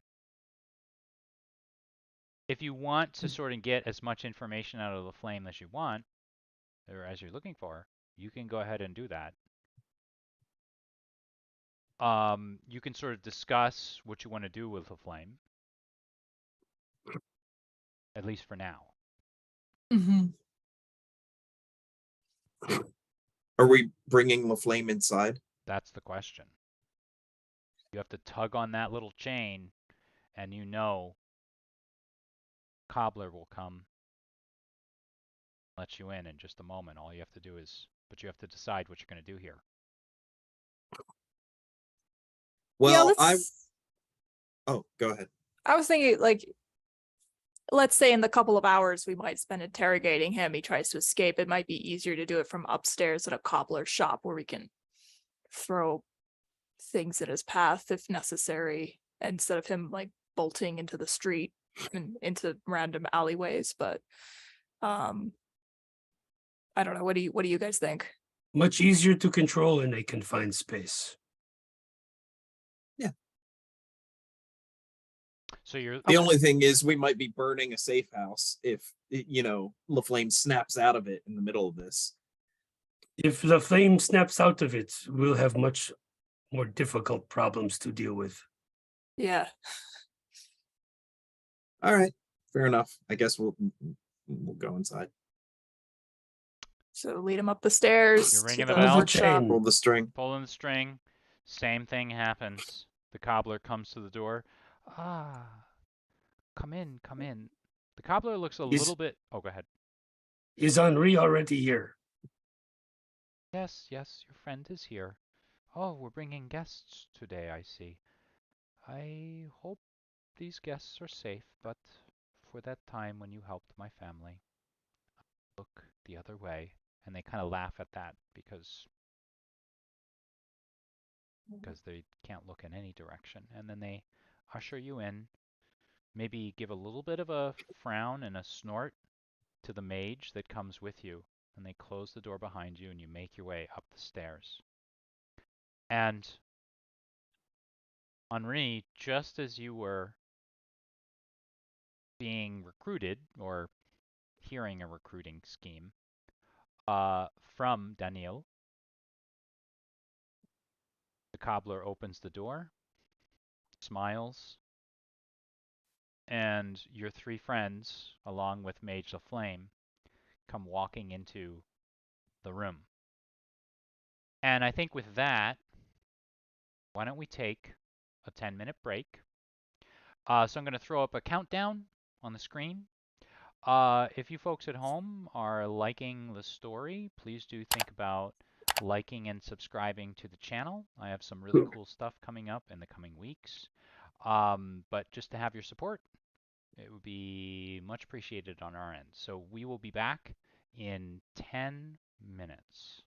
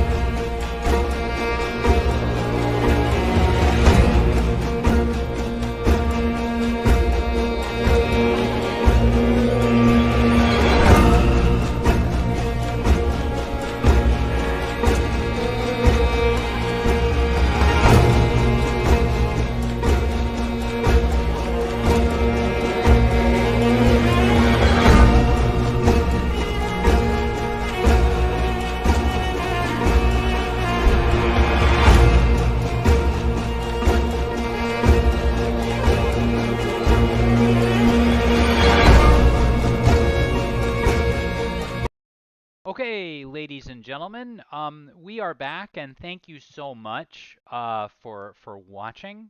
I just want to say, like, because this is our little break time now, and we're coming back from it, I just want to say once again, I very much appreciate my players showing up and playing tonight. They were making some jokes about me before the stream started, and I think they were saying something in like our own personal chat, like, "Oh, should we ask him? Should we say something?" I don't know if I want to say anything because he may like get really nervous, or he may have a heart attack, or make it. And I think what they were essentially saying was like, "Do you have a link for the stream tonight, or what time are we streaming, or something like that." They know very well that I always get very nervous before any stream. I'm not actually nervous doing the interviews. Very nervous doing the streams, just because I want to make sure the game kind of makes some sense, and people that are paying attention kind of say, "Wait a minute, why have things changed since last week?" So I get really nervous about it. But one thing that I always appreciate and I enjoy is the fact that the people that I play with, and of course I do this just by choosing them, uh, always like cheer me up, and they're a lot of fun to play with, and they're very good natured about it. So I very much appreciate that. And I appreciate all of the help they do in making this channel really cool, because I'm really more like 1/5 of this channel, because if you look here, I'm actually even smaller than that if you look at all the guests I've had and all of the other players I have on here. So I appreciate other people bringing their coolness. But I'm getting all misty now. Forget that. This is Sword in the Darkness. And so our heroes have all assembled at a safe house, a rally point that they often go to in times of trouble. They've just been part of just been witness to what looked like a terrorist revolutionary attack in the downtown area of Braves. And they have assembled at this safe house, finally reunited. I'm going to turn things over to them now to discuss what they would like to discuss, and I will be here to answer any questions or offer any clarifications should they need be. So, players, I'm going to turn things over to you. All right, everyone, debrief now. Go. And I start cold calling like random students that don't want to raise their hands. So I just like start cold calling. And Frank or Philippe tells his story about the behemoth, and I tell the group about what Alay and I have discovered about LaFlame. And then when Henri starts talking about his injured compatriot Daniel, I look at his injury. I start grumbling to myself about how at the school that I taught mages, you could major in, illusionism, necromancy, healing, and I start undoing the bandage and going, a first year healer could do a better job than this. And then I cast Repair Flesh on Daniel. Boom. So Repair Flesh. Are you applying any effort to this? Yes. Any sort of an asset with this? I have a candle that can help me see better as I'm getting in, and like I can hold it directly over the wound. Why don't we say that you use it to cauterize parts of the wound? I think that's a little bit, maybe a little better. There's a little Smarter. science in there as well. Yeah. Maybe you grab a knife from the desk of the cobbler and you sort of use it to heat up the knife with the candle. Cauterize a little better. I'm sure Benoit has some thread that you can use for stitches too. That's right. He would, yes. Okay. So go ahead and make your roll. I have a funny feeling you're gonna make it, unless you roll a one. Okay. That probably just cursed us, but or cursed you, not us. But it is sort of me too, because I have to deal with it. 17. 17 for 17. You get him back fresh. He's not perfect. But you manage to seal some of the wounds, disinfect them, get out some of the gunk that was in there from the explosions before. And now at this point, Daniel is looking a lot better, and he smiles and he pats you on the shoulder, And he just shakes his head and he looks at you, Henry.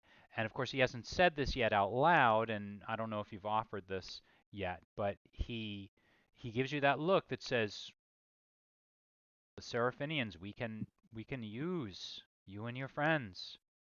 You could help the people." But he doesn't say this. He just sort of says it with his eyes. All So right. at this point, again, I'll allow you guys to go ahead into your conversation. Yeah, I wanna pull Alay aside and kind of pull her away from the flame and say, what's it doing here? Oh, I made him a slave for the next couple of hours, so Oh, okay. Will he Yes. remember what he hears? I have no idea. So we should be careful, but we should ask him whatever he has to do what I tell him and answer questions to the best of his knowledge. So One thing you could do, and just to offer this up, you can Yes. tell him to forget what just happened. uh-huh. This would be something you would have perhaps done before. It's possible. All right. So there's a lot for you guys to unpack and discuss at this point. All right, LaFlame, tell us everything you know. And after the spell is broken, you are going to forget everything that has happened today. So LaFlame looks like they're fighting this a little bit, but you've already made your successful roll earlier on. And they begin to tell you their own story, what they know about the mages, what they know about what is going on. And it becomes apparent after a few minutes of listening to them. They're telling you some things that are secrets, but they're not telling you anything about any sort of a connection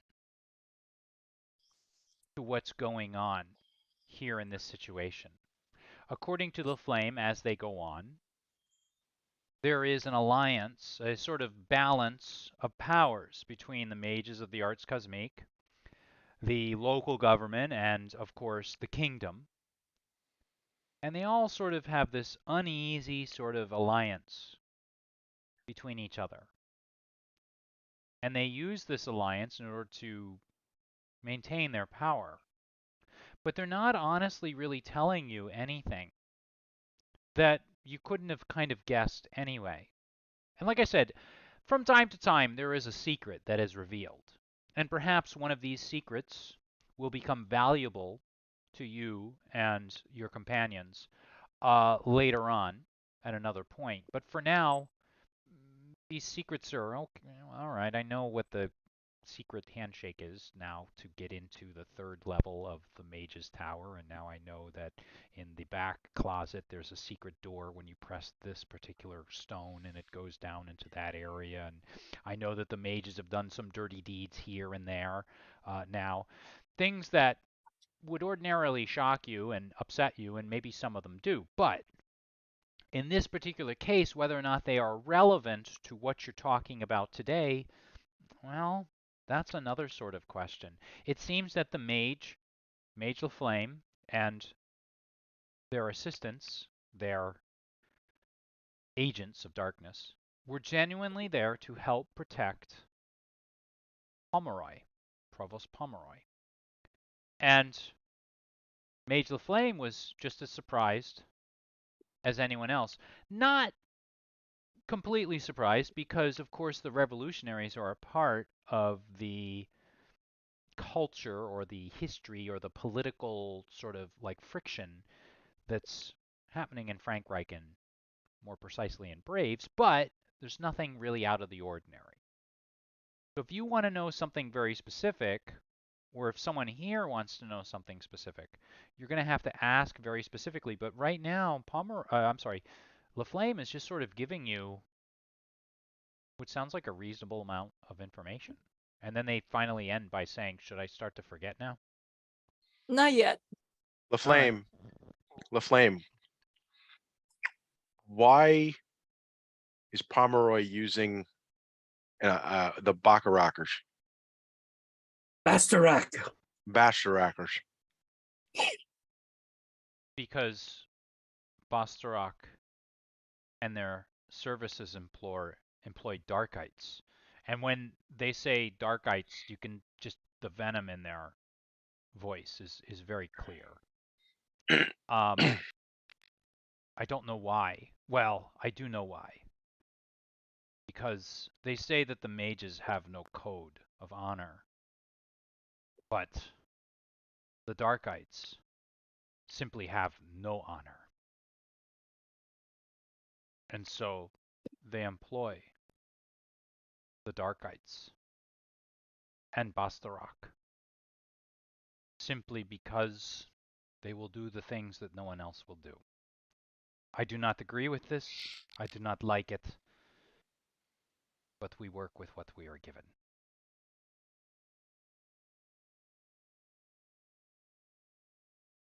Earlier in the fray, I could tell there was someone behind you, maybe talking through you from maybe another dimension or some other place, something that was not of you but coming through you.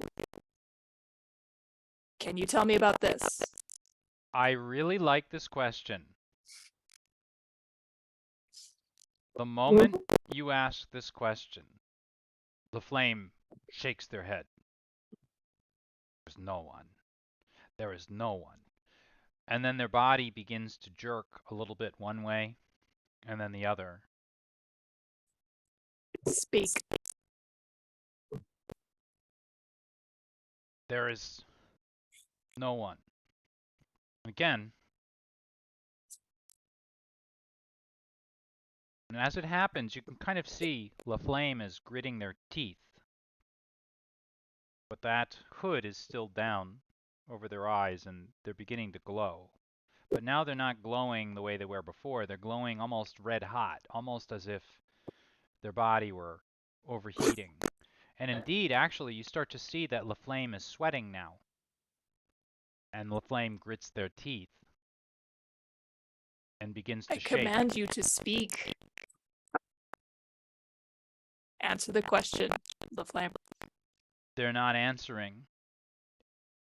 And now they jerk backward and then forward once more. And then they stand up. And it's pretty clear that LaFlame is like kind of like losing a bit of control. And then the Okay. sweat starts to pour down off of their skin.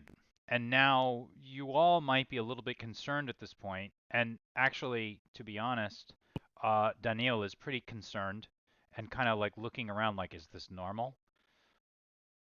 And LaFlame moves and knocks over a table. There is no one. And then Should we maybe falls. hold him down in case he doesn't, so he doesn't like physically injure himself? You can. Do you want to touch him? Her? It? I don't know. I say at this point we just dump LaFlame out in the street. Out the window? Just Like, murder I don't him? know about out the window, but like shove LaFlame LaFlame begins to down the shake steps back and forth. then And get now, LaFlame out the door. very and- clearly, they just drop to the ground, and you can see like a splat of sweat on the ground, and then their hand fires out from beneath their robes and just grabs the wood of the floorboards, and just their fingernails are scraping along it, leaving a trail. And then they begin to like claw, and you just hear repeated, there is no one else. There is no one else. And they begin to sort of shriek at this point.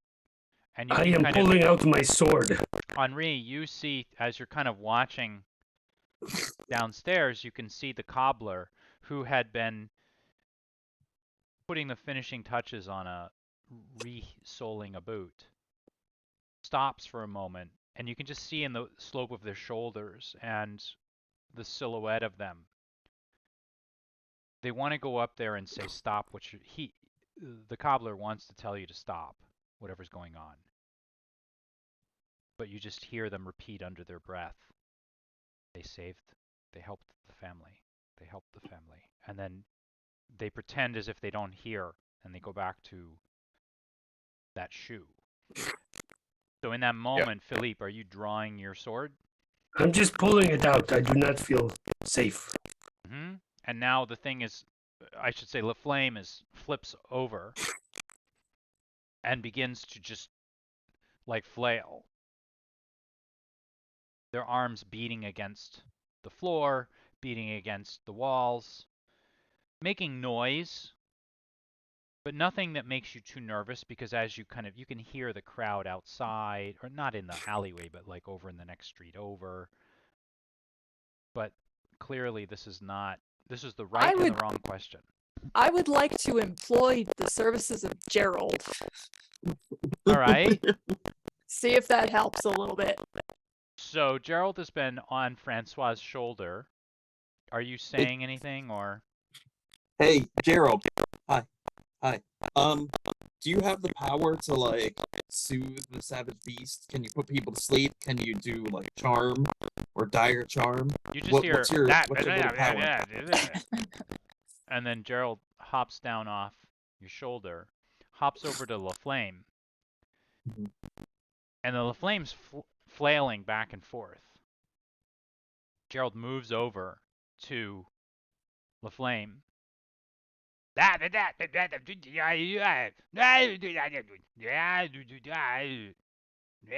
then you begin to hear like the soothing sound of those little legs. Almost like music, almost, but not quite. And the flame actually begins to settle for just a moment.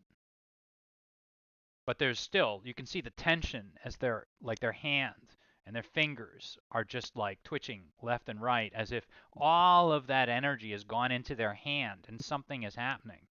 And as this happens, the front of their clothing begins to rise out, and then something begins to come out of the shadows, like almost like a dark face turns, gazes out, and a black mouth opens like a black hole, and then turns inward or turns outward on itself, and then disappears back into the shadows of the flame. And that hand is now twitching and moving and firing around. And then at a certain moment, Gerald just like hops away. Hops to your feet, Ilay. Hops like from like the top of your boot to like your belt, and then hops over to your arm, and like the corner of your arm, and then to your shoulder, then like over to your ear, and you hear like, and then Laflame just begins going back and forth again and again. Anyone doing anything? Yeah, I'll just walk over to Laflame and just say, forget the question. We'll take you outside. Not and working. I start trying to gently like lift Laflame. They're all over the place at this point. Like you can do that, but they're no. like you're lifting them up, and like unless you had just keep flopping. Yeah, they're like all over. Like they're not trying to get away from you, but it's like they're totally out of control at this point.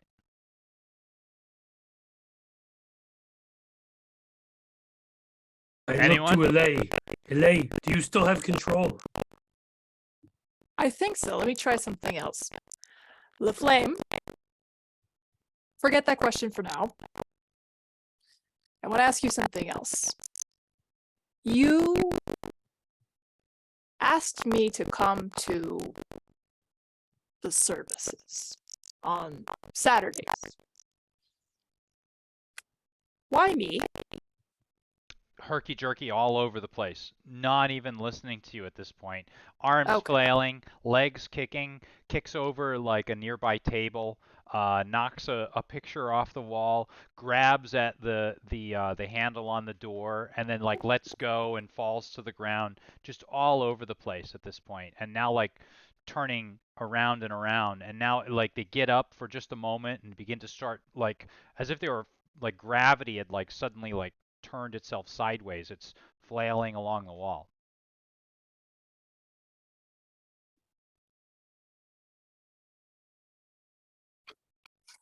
I go over to where the lantern was and I open both panes of the window. Just push hoping them it out. falls out. The sun- Right. Administration You of just the yeah, game. right. Somebody it's like when a bat flies into your home. They tell you to just open all the windows, go out of the home for a few hours and it'll be gone. Step 1, wait for it to leave. So it's just the thing is just flailing around right now. And All right. now LaFlame is clearly screeching. Again, it is pretty noisy today, but now he's starting to get a little bit nervous with this. And Henri, you can see that downstairs the cobbler has just stopped. And you can see that the cobbler is using all of their faith in you, Francois, Philippe, and Ile. That time you helped them, and they're summoning all of their faith to not go up there and question what's going on. We've got to get this situation solved right away, guys. Yes. We're about to risk our safe house here. So Okay, I- come on. How scared is Daniil right now? Daniil is just like shocked by all of this. He's stepped back. And maybe all of that youthful spirit, that piss and vinegar, as they would say, it's kind of disappeared and he's gone pale. I lean out the window and pick up the lantern, bring it back inside, and look to see. So it was sitting on a second roof, Something like that, not yeah. the one above us, but Yeah. it slopes down, I Yeah. guess. And then what's at the bottom of that? Like a large stack of hay, or There's a horse that you would. I was planning on having you jump out and fall on it. There is the entranceway, and maybe off to the right there's like a stack of garbage, and then off to the other side there's a stack of crates. I had pictured it as being like kind of overhanging the entryway that you came in from the back. Okay. Doesn't have to be, but if you can paint a picture more exciting or interesting, I'm willing to listen to that. Francois sees a pile of swords and spears, Right. And razor blades, And they're covered in Wolverine. like poison. broken glass. Yeah. I have an idea. This Okay. might not work. What if I use think your way out Hmm? and grab a pillowcase from the garbage, Okay. just kind of put it over his head Yep. so he can't really see or move around Yep. Like much. blinders on a horse. Yep. Yeah. So something is a little mitigated. Yeah. And just kind of Try to- jerk him back to the wall and kind of put him in a little headlock. So you want to use some effort for that, like 1 or 2 Yes. levels? Yes. Okay, Let's do 1 or 2? 2? two levels of physical effort. Yeah. You are definitely. Never mind. Go ahead. 2 levels of Okay. physical effort. Got it. So the first level is going to cost you 3, but I think you have an edge of 1 in that, so it only costs 2. Yes. Then the next is 2. Okay. Go ahead. Okay. That is 13. a 13. With a roll of a 13, you metaphorically take the bull by the horns, but literally take the mage by the pillowcase or whatever. Pillowcase. And wrestle the mage off into a corner. And now, clearly, Mage of Flame is just something is happening to them. But you have temporarily restrained them. And within the pillowcase, you can see things, darkness, like punching out, and this wet black ichor that begins to sort of embed itself in the threads of the pillowcase, just punching this way and that way. And it's just getting kind of gross, actually, from looking at it, and you're holding it back. Not sure what your companions are doing. I just call up Philippe. Hey, a little help. It's getting a little slippery. This. I sheath my sword and jump on top of the pig pile. So with Ile holding the creature down, I mean, well, I should just say LaFlame down. That's automatically, an easement. Is there anything you want to do to ease this task? You're just gonna. You got to describe. What are you doing exactly? if she has the headlock type thing, Yeah. I'm just going to go right around the middle to wrap up both arms, flailing, Yeah. and completely immobilize the flame. Okay, so you're not actually using the sword to... No, I sheathed it. Oh, okay, I'm sorry. Right. All right, you did say that. I just thought you meant to say unsheathed it. Okay. So go ahead and make your roll. I'll count Ilays as like an asset or as an automatic, and then we'll count just your... Are you expending effort? I'm going to do a level of strength effort. Okay, just one? Just one, and I will use my training in agility to make sure I get the correct angle on this flailing creature thing, Okay, the flame. go ahead.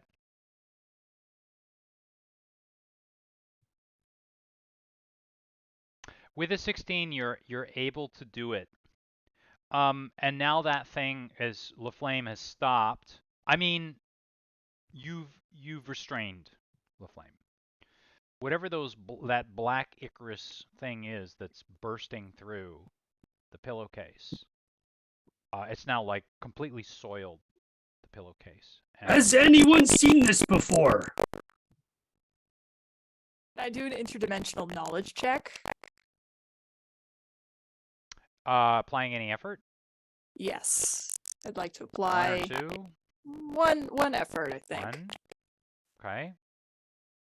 Any assets or... Let me see.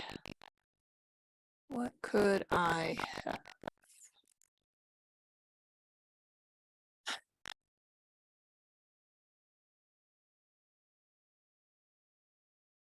I don't think this time. Okay, go ahead. We're just doing a knowledge check, so it doesn't We're necessarily just doing a mean knowledge check. you need a high. 6. With a roll of a 6, all you really get from this is it is a possession of some sort, and you do feel some sort of confirmation that what you had gleaned in our last episode, which would be literally like 2 or 3 hours before. There's something going on here, and yeah. I don't suppose anyone's trained in exorcism here. I can just talk to spirits. I can't elicit them from living bodies. Yeah, I can't pull them out of people either. But I do have a rope, and we can get rid of this person out the window. Lower the person. Just murder him. No, just gently lower, because I have a rope. We'll just tie a rope around the flame and put them down out the window. It's Tie him starting to around his shake, neck Brent. and You guys have throw to it up. decide what you're gonna do.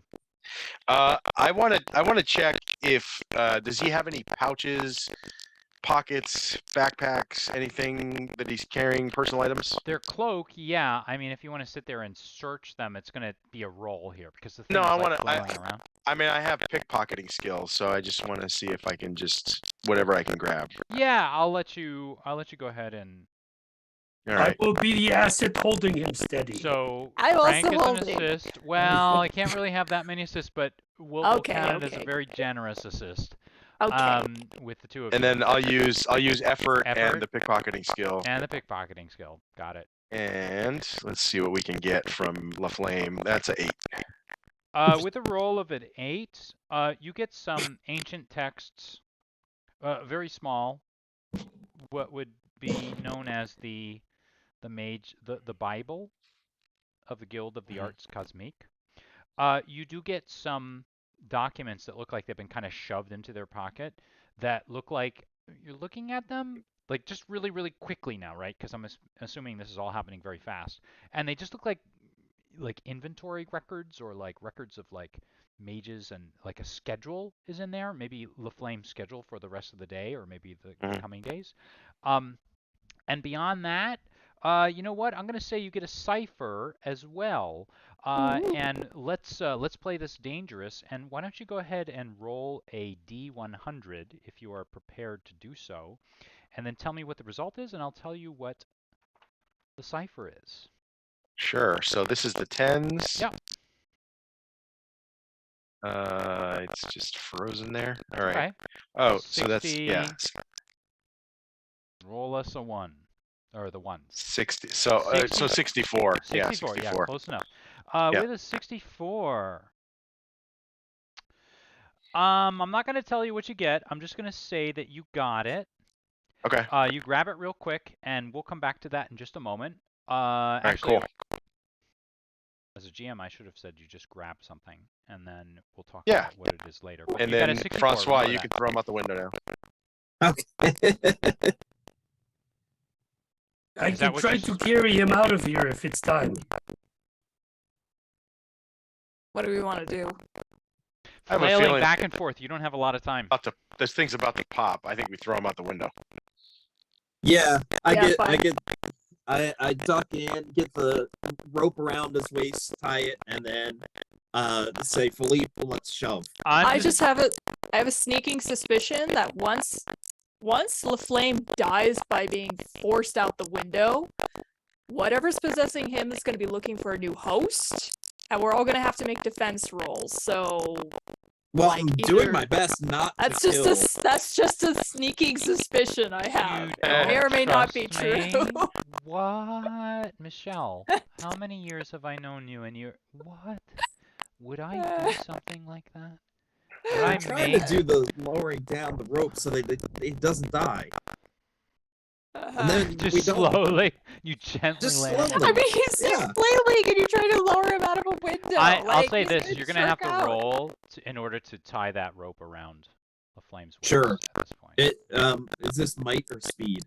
It's up to you. I would call it speed, just to say like this is kind of like agility, so I'll say speed. But Okay. I will apply effort. 1 or 2 or 3. 3. Ooh, getting serious. Yeah, And I then really want to do this. I'll count the rope as an asset. 10. 10. You're able to just barely get it around LaFlame's waist, and now you've sort of edged LaFlame over toward the window. Okay. Has somebody pulled the lantern down? I can't remember now. Yes. Okay. Yeah. Yep. I said that earlier. 'Cause Okay. This was my plan in the beginning. So Yep. Yep. I already prepped it. Okay. And now you're gonna pitch him out. Yeah. Get out. Philippe helped me just get him out the window. I can get and then him out. Who's got the rope? Oh, I'm holding the rope Francois got it. All right. wrapped around. I will So- drag him and throw him out. Put him out the window. Right. Gently. Place the flame. Gently right outside throw the out window. And the then if they window. flail their way And- over the awning, that's on them. It's not me. It's an I didn't- unfortunate accident. Yes, that's right. It's all it's like opponents of Putin in Russia. So not to get political. So I will say you're not even going to have to roll at this point, and you manage to get LaFlame out the window. And there's a moment where they like kick this way and they push that way, and you're like, "Holy crap! This is like getting a cat into Sorry. a cat carrier." But then at the last moment, you do manage to get LaFlame out. LaFlame tumbles and rolls down over the awning, and just as LaFlame goes over the edge, there's nothing to go over the edge because they explode. We are in into a so much spatter trouble right of now. black ichor. And there's nothing but a pillowcase that tumbles end over end, stained black and oily, and it hits the ground with a wet flop, and the rope just limply falls over the edge, swinging back and forth for just a moment, covered What's in this dark ichor. And you can see it's like it's like you took a giant paintbrush of black paint. the flame just turned to goo? No body parts flying, just goo. Yes, they literally like exploded. I did not see that coming. Never. So like the gross version of killing a Jedi. It's the opposite of killing a Jedi. Is Right. there any way we could test this Icarus substance? Sure. Why not? Why not? So this explosion has kind of come very quickly. There is a black or a stained black pillowcase on the ground outside the door. And then there's the limp rope that's just sort of hanging back and forth, almost like a unused noose. Do you want that back, Francois? I'm not sure I want it back. You can reel it back in, and I mean, Ile was talking about testing It it, will have goo on Yeah, it. I'll reel it back in, but I'm not so sure I really want to use this anymore. bringing it back in, and through all of this, just silent in a corner is Daniel.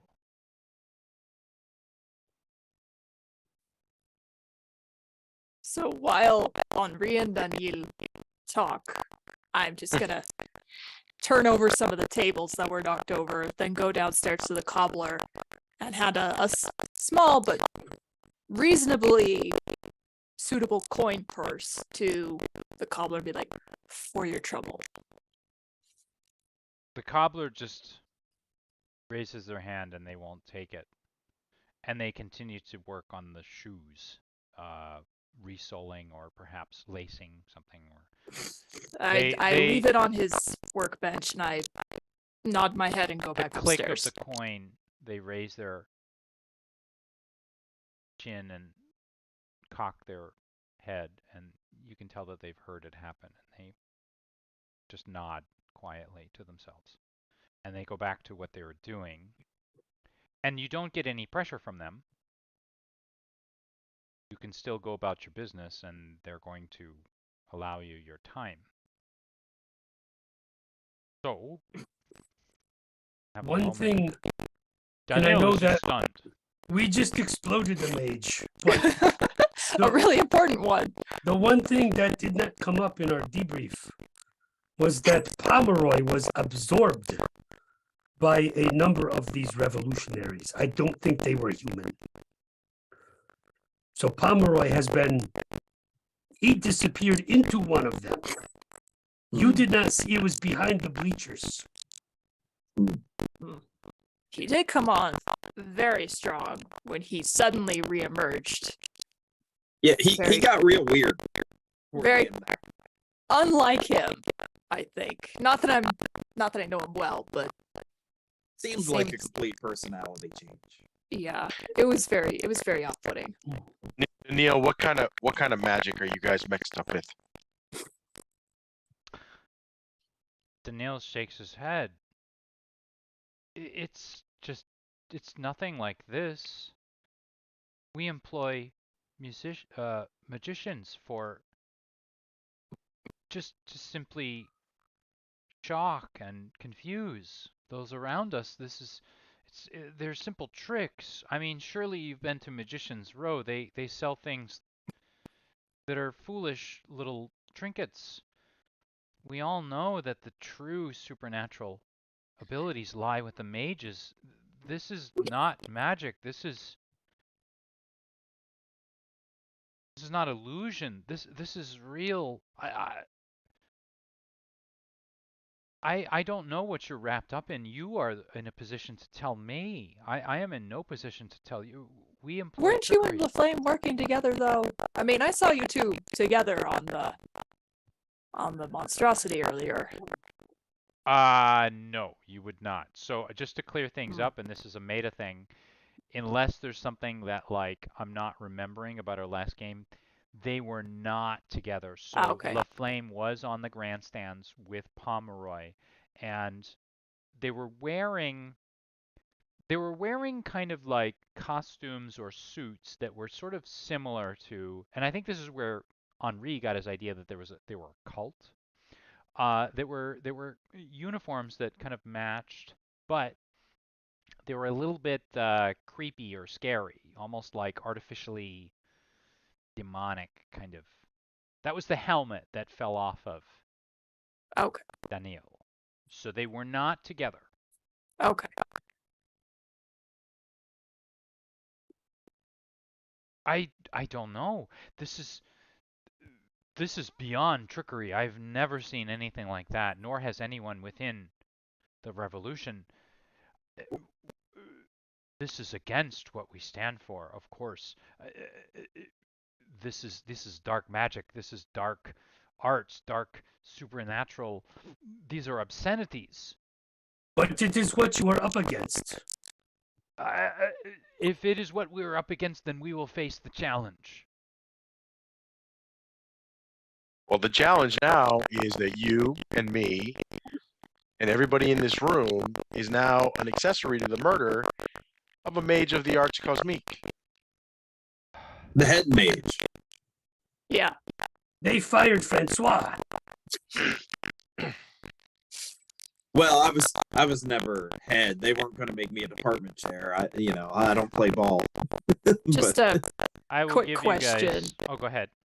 just a quick question. Like, are there physical identifiable body parts just out on the street? I can't tell Or- you that because you all ran away before. Now Oof. that is the question at this point, and it's a good question, right? This is what Daniil has told you. It was an illusion. It wasn't real. All of you ran away, and this is also partially because this is a game that we're playing, right? So you don't have time to check every little detail. But the impression I had was that none of you had worried about that, and you had run off to take care of the threads of your part of the story before investigating it. It's not to say we Right. can't go back and take a look at that, Oh. or you can check it out. I'm just Yeah. saying at this point, it's still in this room at this moment at the cobbler's safe house. You don't know. How about La Flame? In the street. Yeah. that Like, explosion of it's- Black Acre You can was see, like looking at it, like peeking out the window right now. It's still dripping off the awning. right, but it's just ooze. There's no actual. It's not like someone's gonna find LaFlame's head and recognize the face. I in the mean, street. yeah, like looking at it, it looks like they were vaporized. Okay. Well, we're in the clear. Nobody, no murder. Well, right? we should check for any like signet rings or seals, like anything little ID identifiably or something. his. Henri searched him before we threw him out the window. Well, Henri did a very Well, his cursory, pockets, but quick not his fingers. search, right? Hmm. Yeah. It was pretty cursory. I'm gonna go downstairs and see if there's any identifiable objects that were in his possession. Okay. While That's you're smart. okay, is anyone going with Ilay? I'll go with Delay, and I'll also ask her as we're walking down. Did anybody in the square see you leaving with LaFlame? Some of his underlings did, but Yeah, we gotta get out. we of gotta here. clean this up. Yeah. Because technically, I was the last person seen with him. Yep. This is not good. And as you come down the stairs, move out to the back, the cobbler just simply goes about his business. The coin that you left is still there. He will probably take it, obviously, later on, but he's putting on a very strong show of the fact that he supports you and he's doing this out of his appreciation for what you've done for him before. You head into the back. Now, Philippe and Francois, that leaves the two of you with Daniil, unless Mhm. you guys want to, I mean, is there anything you'd like to, Philippe, I'm sorry, Daniil looks at the two of you. This is the sort of thing that we're up against. I was telling Henri before this. You are experienced warriors. You're experienced, seasoned veteran. You know you can help us.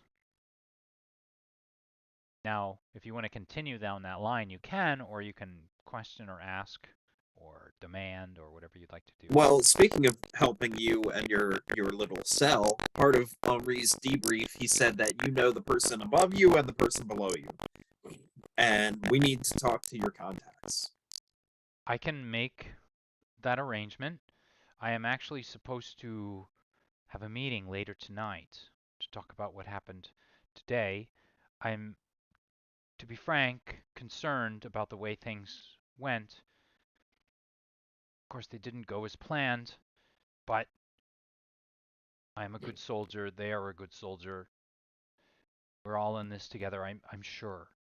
Perhaps if the two of you and Henri and your other friend Elay, if you all came tonight, they would be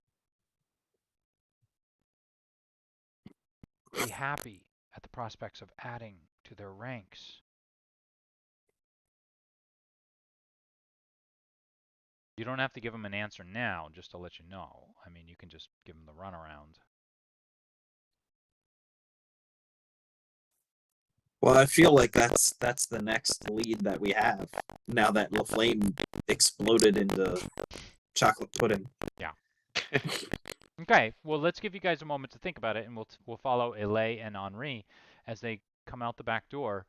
And the two of you kind of have to move out from beneath that awning because there's the steady drip, drip, drip of that black ichor now. And this was, I mean, if it was once LaFlame, it is not LaFlame now. It is just the molecular vaporization, little atoms of LaFlame at this point.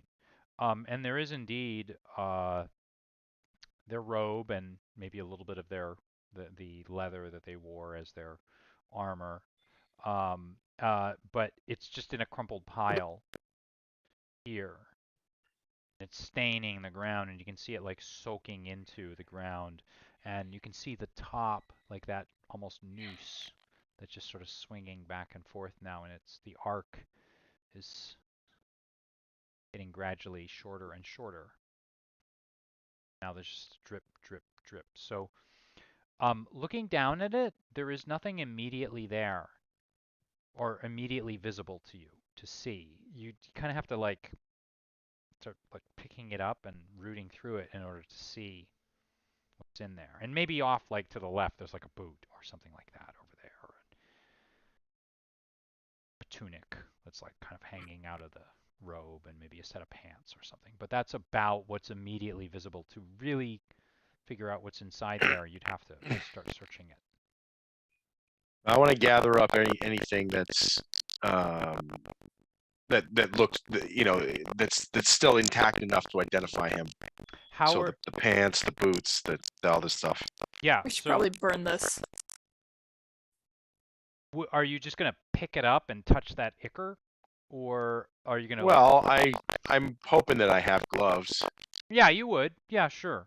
And I mean, we Yeah. can give you like a burlap sack or something like that. Yeah, and just kind of throw them into a sack. And so as you do that, you can kind of see one or two little items that were like, they were kind of tangled up in the clothing, but you drop them in really quickly, and you can see that whatever they were, they were relatively reflective, and they sort of tumble into the bottom of the sack. And your feeling is it might be best to kind of wait a bit to like clean these items before you actually start like rooting through them. But you are able to kind of put them into a sack. Elay, are you up to something? Yeah, I'm curious to see, because my little swatch of monster hair knitting that I was making in the crowd the other day, or a couple of hours ago, I want to see if I can detect anything from it. Maybe I like knit a couple of more rows as Henri is picking stuff up to kind of calm myself down a little bit, and I'm like, oh hey, maybe I should look through this again. Okay. So you pull out this material, and so you actually haven't really taken the time to identify what it is. And what I'm going to do is I'm going to treat it I'm going to use some Numenera rules in here, and treat it like essentially like a material for crafting. But until you actually sit down and try to identify it, I'm not really going to say what it is and necessarily what its properties are. However, when you start knitting with it, what are you making? Tell me a little bit about what you're creating with it. I'm making a scarf, I think. Oh, that's or right. A pair of socks, maybe. It's up to you.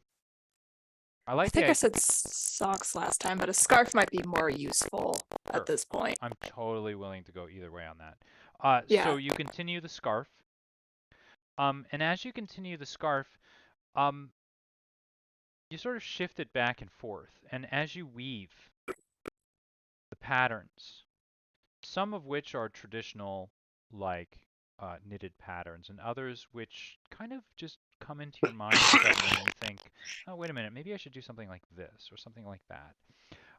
You actually start to see through the scarf into the darkness.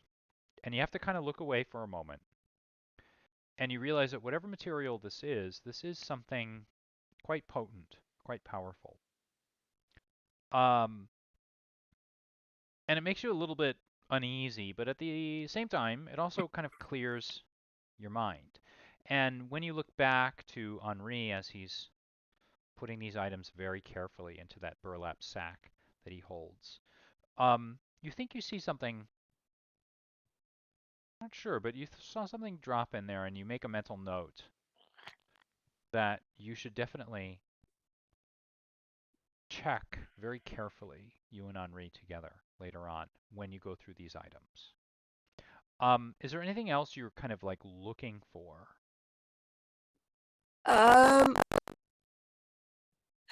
thinking of maybe collecting some of this ichor in like a small glass vial. Yeah. So I can A Vegemite jar.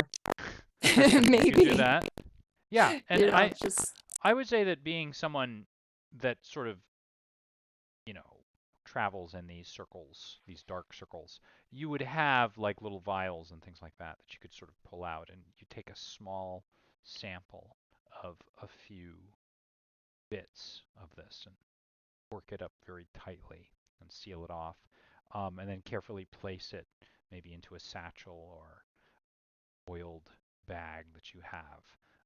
Close it up and seal it off from the rest of the items, just so that nothing, in case those corks come out, like nothing's going to stain or get into the other things in your bag. So you've gotten yourself some samples of there.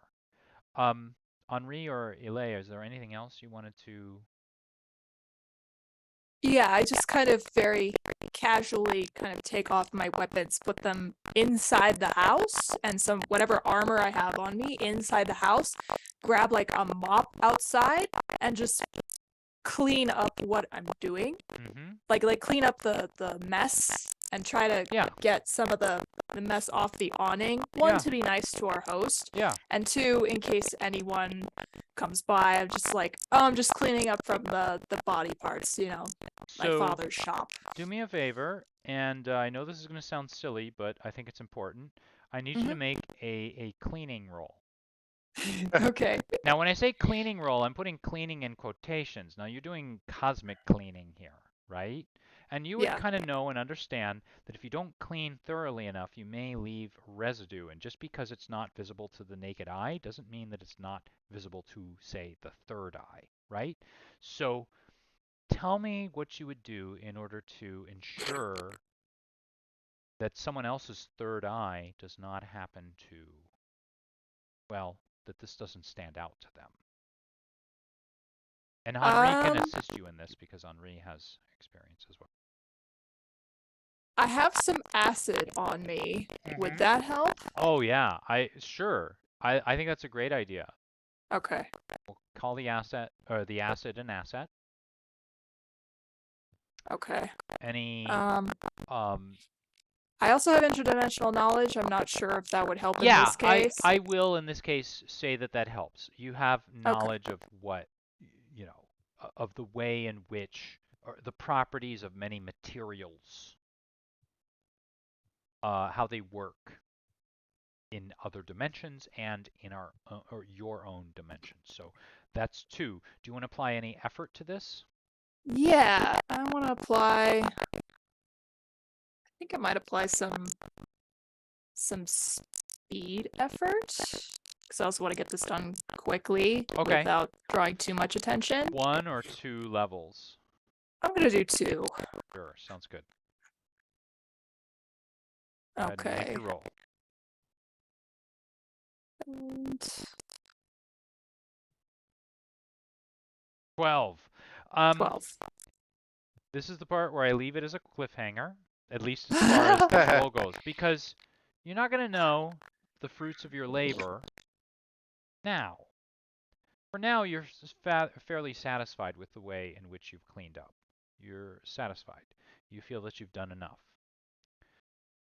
We'll have to see. This is a thread that will develop when the players are not around, and we're going to find out whether or not this is enough to fool anyone that comes looking, if they do, or anyone that happens to be passing by. Again, that's something that's going to happen in the background, but you've rolled a 12, and I am making note of it on my notes. Anything else we're doing here? Yeah, I'm just gonna do like a whistle to the guys upstairs. Yep. Telling them, get their attention and say, hey, let's get out of here. Okay. So Philippe and Francois, you do have like a minute or two where they were downstairs cleaning. So if there's something you want to kind of take care of at this point, talk about or ask Daniel about in private, who's been, again, trying to sort of recruit you. Well, I don't have anything else. I mean, just the fact that he's going to introduce us to his two contacts in his cell. That's all I wanted. He's got nothing I want. Then you will come tonight if things are all right. Yeah, sure. Ah, excellent. So I will, but where do I contact you? How do I contact you? What do you mean contact you? We're coming. We're leaving together right now. We got to get out of this cobbler shop. But I can't just go and take you right now. Things have to be done in a certain way. I have to go talk to them, and if they permit it, then I will come back and I will get you. We can all go talk to them together. I don't know if that's the best idea. And now you can kind of see on his face, he's sort of realizing what's going on here. Like, he was sort of thinking in his head, he's going to go talk to them, he's going to ask them if it's okay, then he'll come back here or come back some other place, and he's going to double check things. I'm not really allowed to just bring people back. I don't think I can do that. You're going to have to give me some time to check it out with them first. Not much of a sales pitch, eh, Francois? Right, that's what I'm thinking. I'm sorry. Who just healed your wounds today? Of course, I am appreciative of that, but you have to understand my position. I am under orders from my superior, and my superior is under orders from their superior, and it's very important to maintain the secrecy and the integrity of our organization. Like, I cannot do this. Please, there must be some way. Where are you staying? I will come get you. If it is permissible, I will come get you. Please. And he looks very sincere. He's not trying to like stall or whatever. He's not changing his mind. I think I just heard Henri whistle. Yes, and you probably did. Yes. He looks Let's out continue the window. this outside the cobbler's shop. Move downstairs. And when you say move downstairs, he doesn't. You can sort of see that he feels your authority. He feels the situation he's in, and he just sort of moves downstairs without even. And then the three, or I should say the four of you, plus your guest, are now outside with a kind wave from the cobbler, and then who shuts the door behind you. And the four of you plus one are out in this alley. And I would guess maybe a couple hours or so have passed at this point. And it is now somewhere in the mid-afternoon range. And the celebration is going on. You can kind of hear the raucous celebrations coming from over a few blocks. And you can hear just maybe there's some sort of games going on, and maybe there's, feats of strength or something happening, celebrations happening a few blocks away on the avenue running in front of the king's game preserve. And the 4 of you plus 1 now have the opportunity to talk, to go into hiding, do what you will. And Well, there's- please, Henri, don't forget you do have a Cypher. 64, I believe, is the number. Right. Right. Henri, relay. Daniel wants us to join his club. But he wants to meet us up later. Oh, sorry. Philippe was probably just saying that. No, that was perfect. He won't Okay. let us go with him right now. Well, all groups succumb to bureaucracy at some point sooner or later, so that's fine. Maybe we should have some sort of pie and some ale and a bath. I'm So just- where are we going to tell him to meet us then? He's just I don't know where looking does from he one where to does the he other. usually meet his compatriots? He kind of shrugs like, well, if you would like.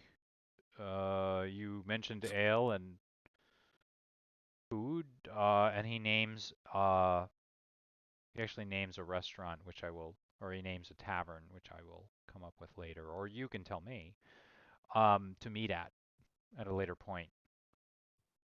And we can play with the time here.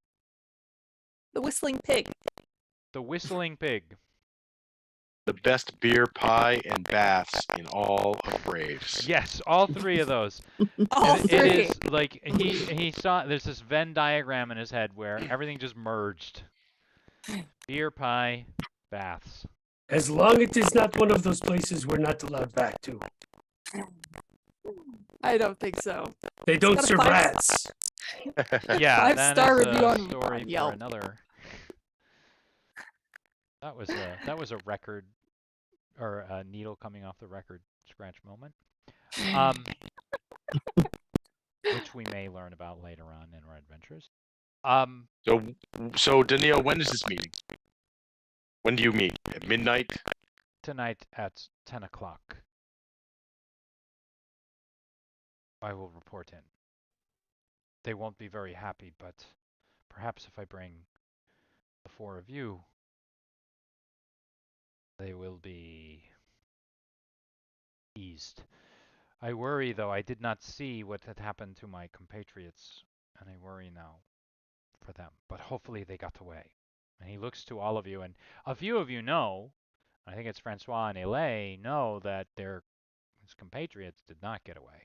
But he doesn't know this yet. It's up to you if you want to tell him or not. But I'm not really interested in Mhm. telling him that his friends are getting mind wiped. yeah, Yeah, I'm not gonna volunteer that information unless it's absolutely necessary. okay, We'll sit on that, see if it helps out later. yeah, sounds good. All right. Anything else? So Beer and pie. Beer and pie. okay. So here's what we're gonna do. I'm gonna say that you all make your way to the Whistling Pig, as you've called it, Elay. And indeed, it is a raucous, ridiculous place. And particularly on this day, on the day of the green, the Whistling Pig is just a miraculously popular place. Any tavern, any establishment with a hint of an animal in the name, because today is a celebration of Mother Nature, is just ridiculously popular. And it is stuffed with people in pig costumes, wearing they're like wearing like pink outfits with like paper mache masks, and it's not, it's not professional level, But people have are more into the spirit of it today, and it's an excuse to drink. It's an excuse to be merry with friends. It's an excuse to forget all of the terrible things that have happened in the last 7-something years of being cooped up behind the walls of Frank Reich's Grand Labyrinth. And the place is ridiculous at this point, and you also you almost kind of question, well, I don't know, it's kind of loud here. This is not exactly the place you had in mind. Or maybe a few of you do, and a few of you are like, this is just the place I was looking for. And as you enter, the server comes up to you. Just have a seat wherever you wish. Go ahead. Any place there's an empty spot, empty booth, something like that. Go ahead. And a group gets up and they start to walk away, and you head over towards that booth. But then another group sits down. And you're like, oh darn. Then another group gets up, and then they start to. But then somebody else gets in there as well. And then another group like jumps up, and then some other people descend on that seat, and it takes you like a long time before you can actually get yourselves well, you tell me. You want a quiet booth? You want a loud booth? You're looking for like white noise to distract from your conversation? You're looking for a dark, shadowy corner? What do you all want here at the Whistling Pig? I just want to sit down. I mean, as far as Seats, no meeting problem. Danielle, Seats are provided. right? As far as meeting Danielle, well, we can always take it outside when he shows up. Yeah. We can move. Yeah. But for now, I just want food. Anyone else? I think somewhere that's like not so noisy where you have to shout to hear each other, but not too quiet where someone next to you can overhear your conversation. A place that's just right. Yes. We will be Goldilocks waiting booth. forever. So you do eventually find this spot. And the first thing I'm going to let all of you know is that if you want to start making recovery rolls, you all get one immediate. You get, I believe, a 10-minute roll, and then a 1-hour roll, and then you get another roll subsequent after that. But that's something like, I think, 8 hours, I want to say, a fourth roll. So we're not going to say you're sitting there for 8 hours because they're going to kick you out and be really frustrated with that. But I'll ask you, do you want to make an immediate roll? And I kind of assume you want to make a 10-minute roll. Do you want to make the hour roll? Do you want to make 3 recoveries to get all your points? Or get as many as you can get back? Yeah, I'll do that. Okay. So go ahead and make your recovery rolls. D6 plus your 2. Oh, you know what? You guys, we're going to start making a bunch of... Yeah, you don't even have to put them onto the screen if you want. But you can go ahead and... All right. Well, I got enough to get myself back up to full. Okay, so 3d6s, I guess, yeah? Yeah, I believe it's a D6 for each tier, plus your tier level. Okay.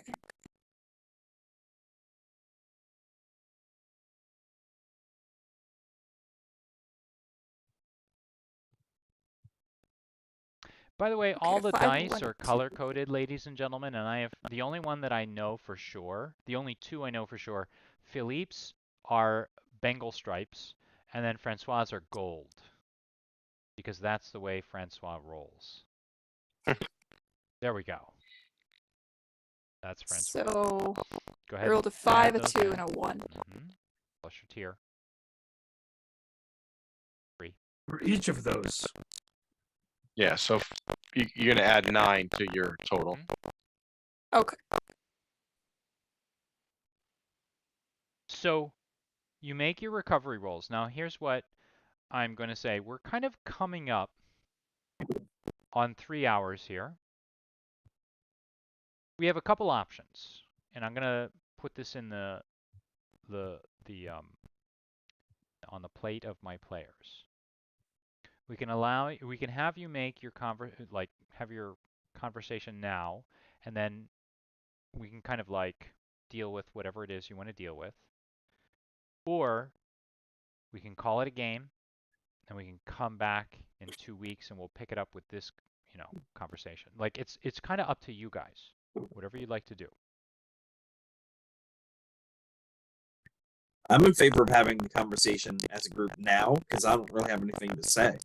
So it would be very quick from my end. Yeah, I'm I'm curious what's going on, so I'd like to stay.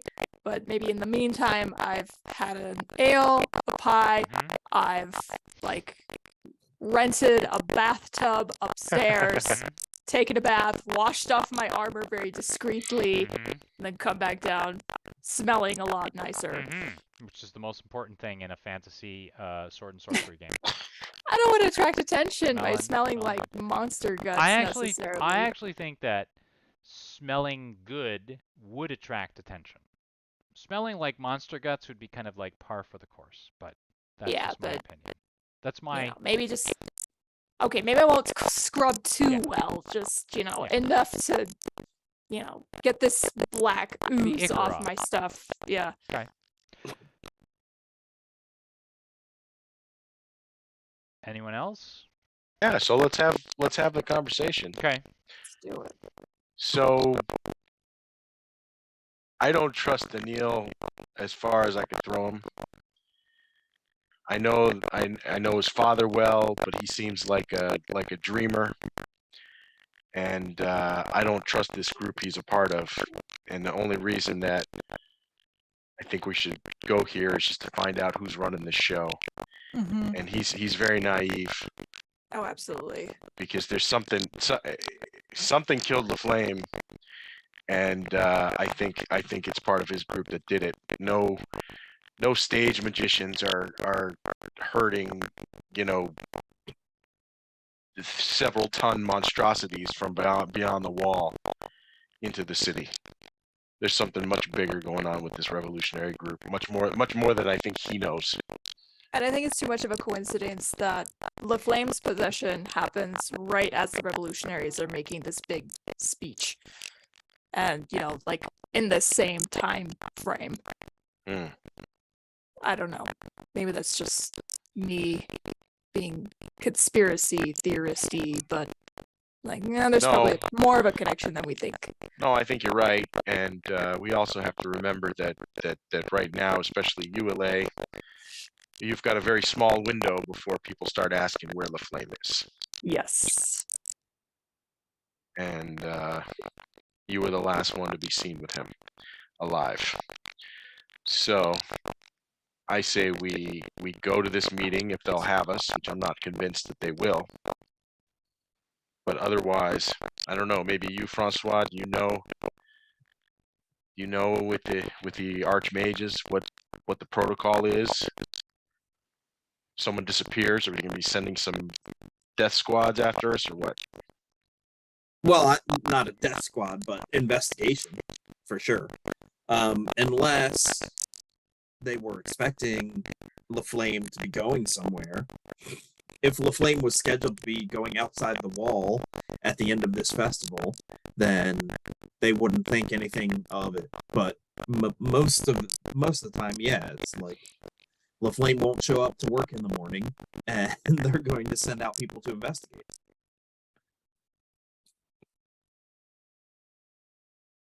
Why you, Philippe? What do you think?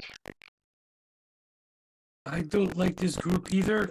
There might be another thread to pull on with the monstrosity, the behemoth. Finding out how they got it, and perhaps who else is involved, may help to expand this plot. But I can't tell who's good, who's bad. I can't tell. That's right. Didn't you, when you were telling us, your whole deal with the behemoth, you said that there were runes on it. And there was one that you mentioned, a name that I can't remember. But it was like Nikolai something. Najak or Najak? Najak Niviatsiak. That was his name. Okay. So you would know. Well, that might be the other place to go. Just to let you know, Philippe, Najak Niviatsiak is a northerner. Well, I should probably say northwesterner.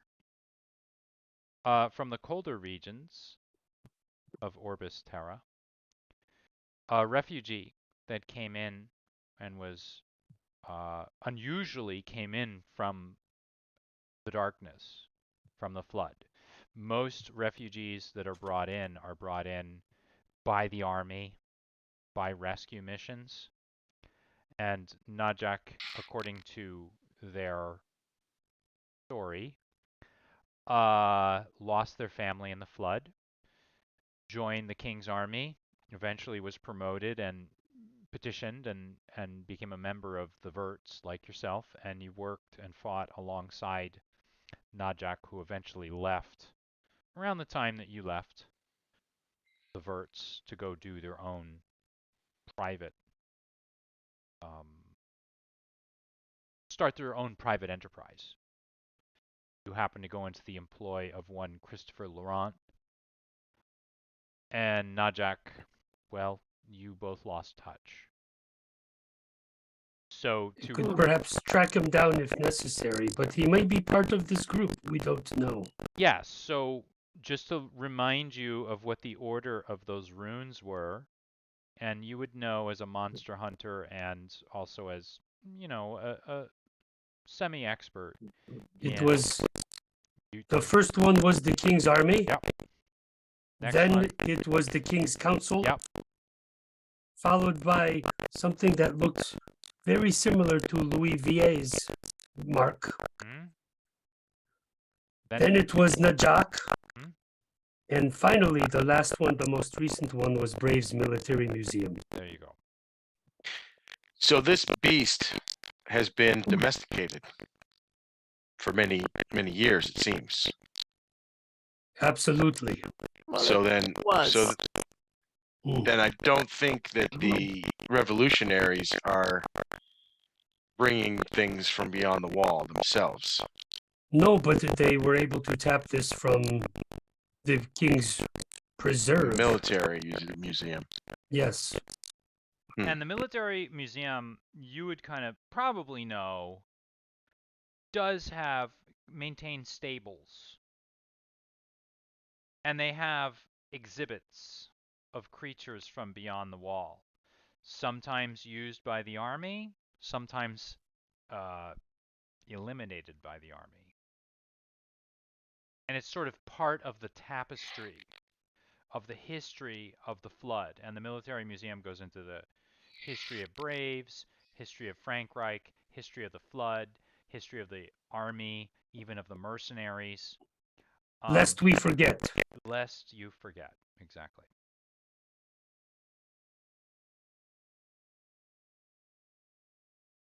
So something to perhaps track down if needed. Yeah, I think that's a solid lead. All right. Did- Oh, did Frank just freeze up? Yeah, I think Yeah. so. I think he's gonna. It looks like it I is. have this weird feeling he's just gonna pop right back on. There we go. Yep. Welcome So, back. I knew it. I sensed it I sensed a disturbance in the bandwidth, as if a voice had cried out, and then there was suddenly nothing, and then a reconnection. Well, he's frozen again. No. I sense another disturbance in the bandwidth. It's that blink cipher again. Yes, I know, right? He's blinking in and out. So speaking of Cypher, oh, fantastic. You guys both just like reversed. And now it looks like, okay, there we go. Ladies and gentlemen, the name tags at the bottom have just reversed, but we are about to sort of end off the night. So I'm going to leave them up there, but please know that Philippe is actually Francois and Francois is Philippe. So the last order of business, unless you'd like to save this for the first order of business when we get back in 2 weeks, I would imagine, and I don't want to tell you, is the identification of that cipher. Would you like to hear in Yeah, how do we do that? Do we roll for it? Do we You're going to just roll for kinda... it, and I'm going to Alright. match it against the level of the cipher. And then I'm going to tell you whether or not you can identify it. All right. Okay, so you can tell me we're looking for an asset, an ability, and obviously any effort if you'd like to identify this thing.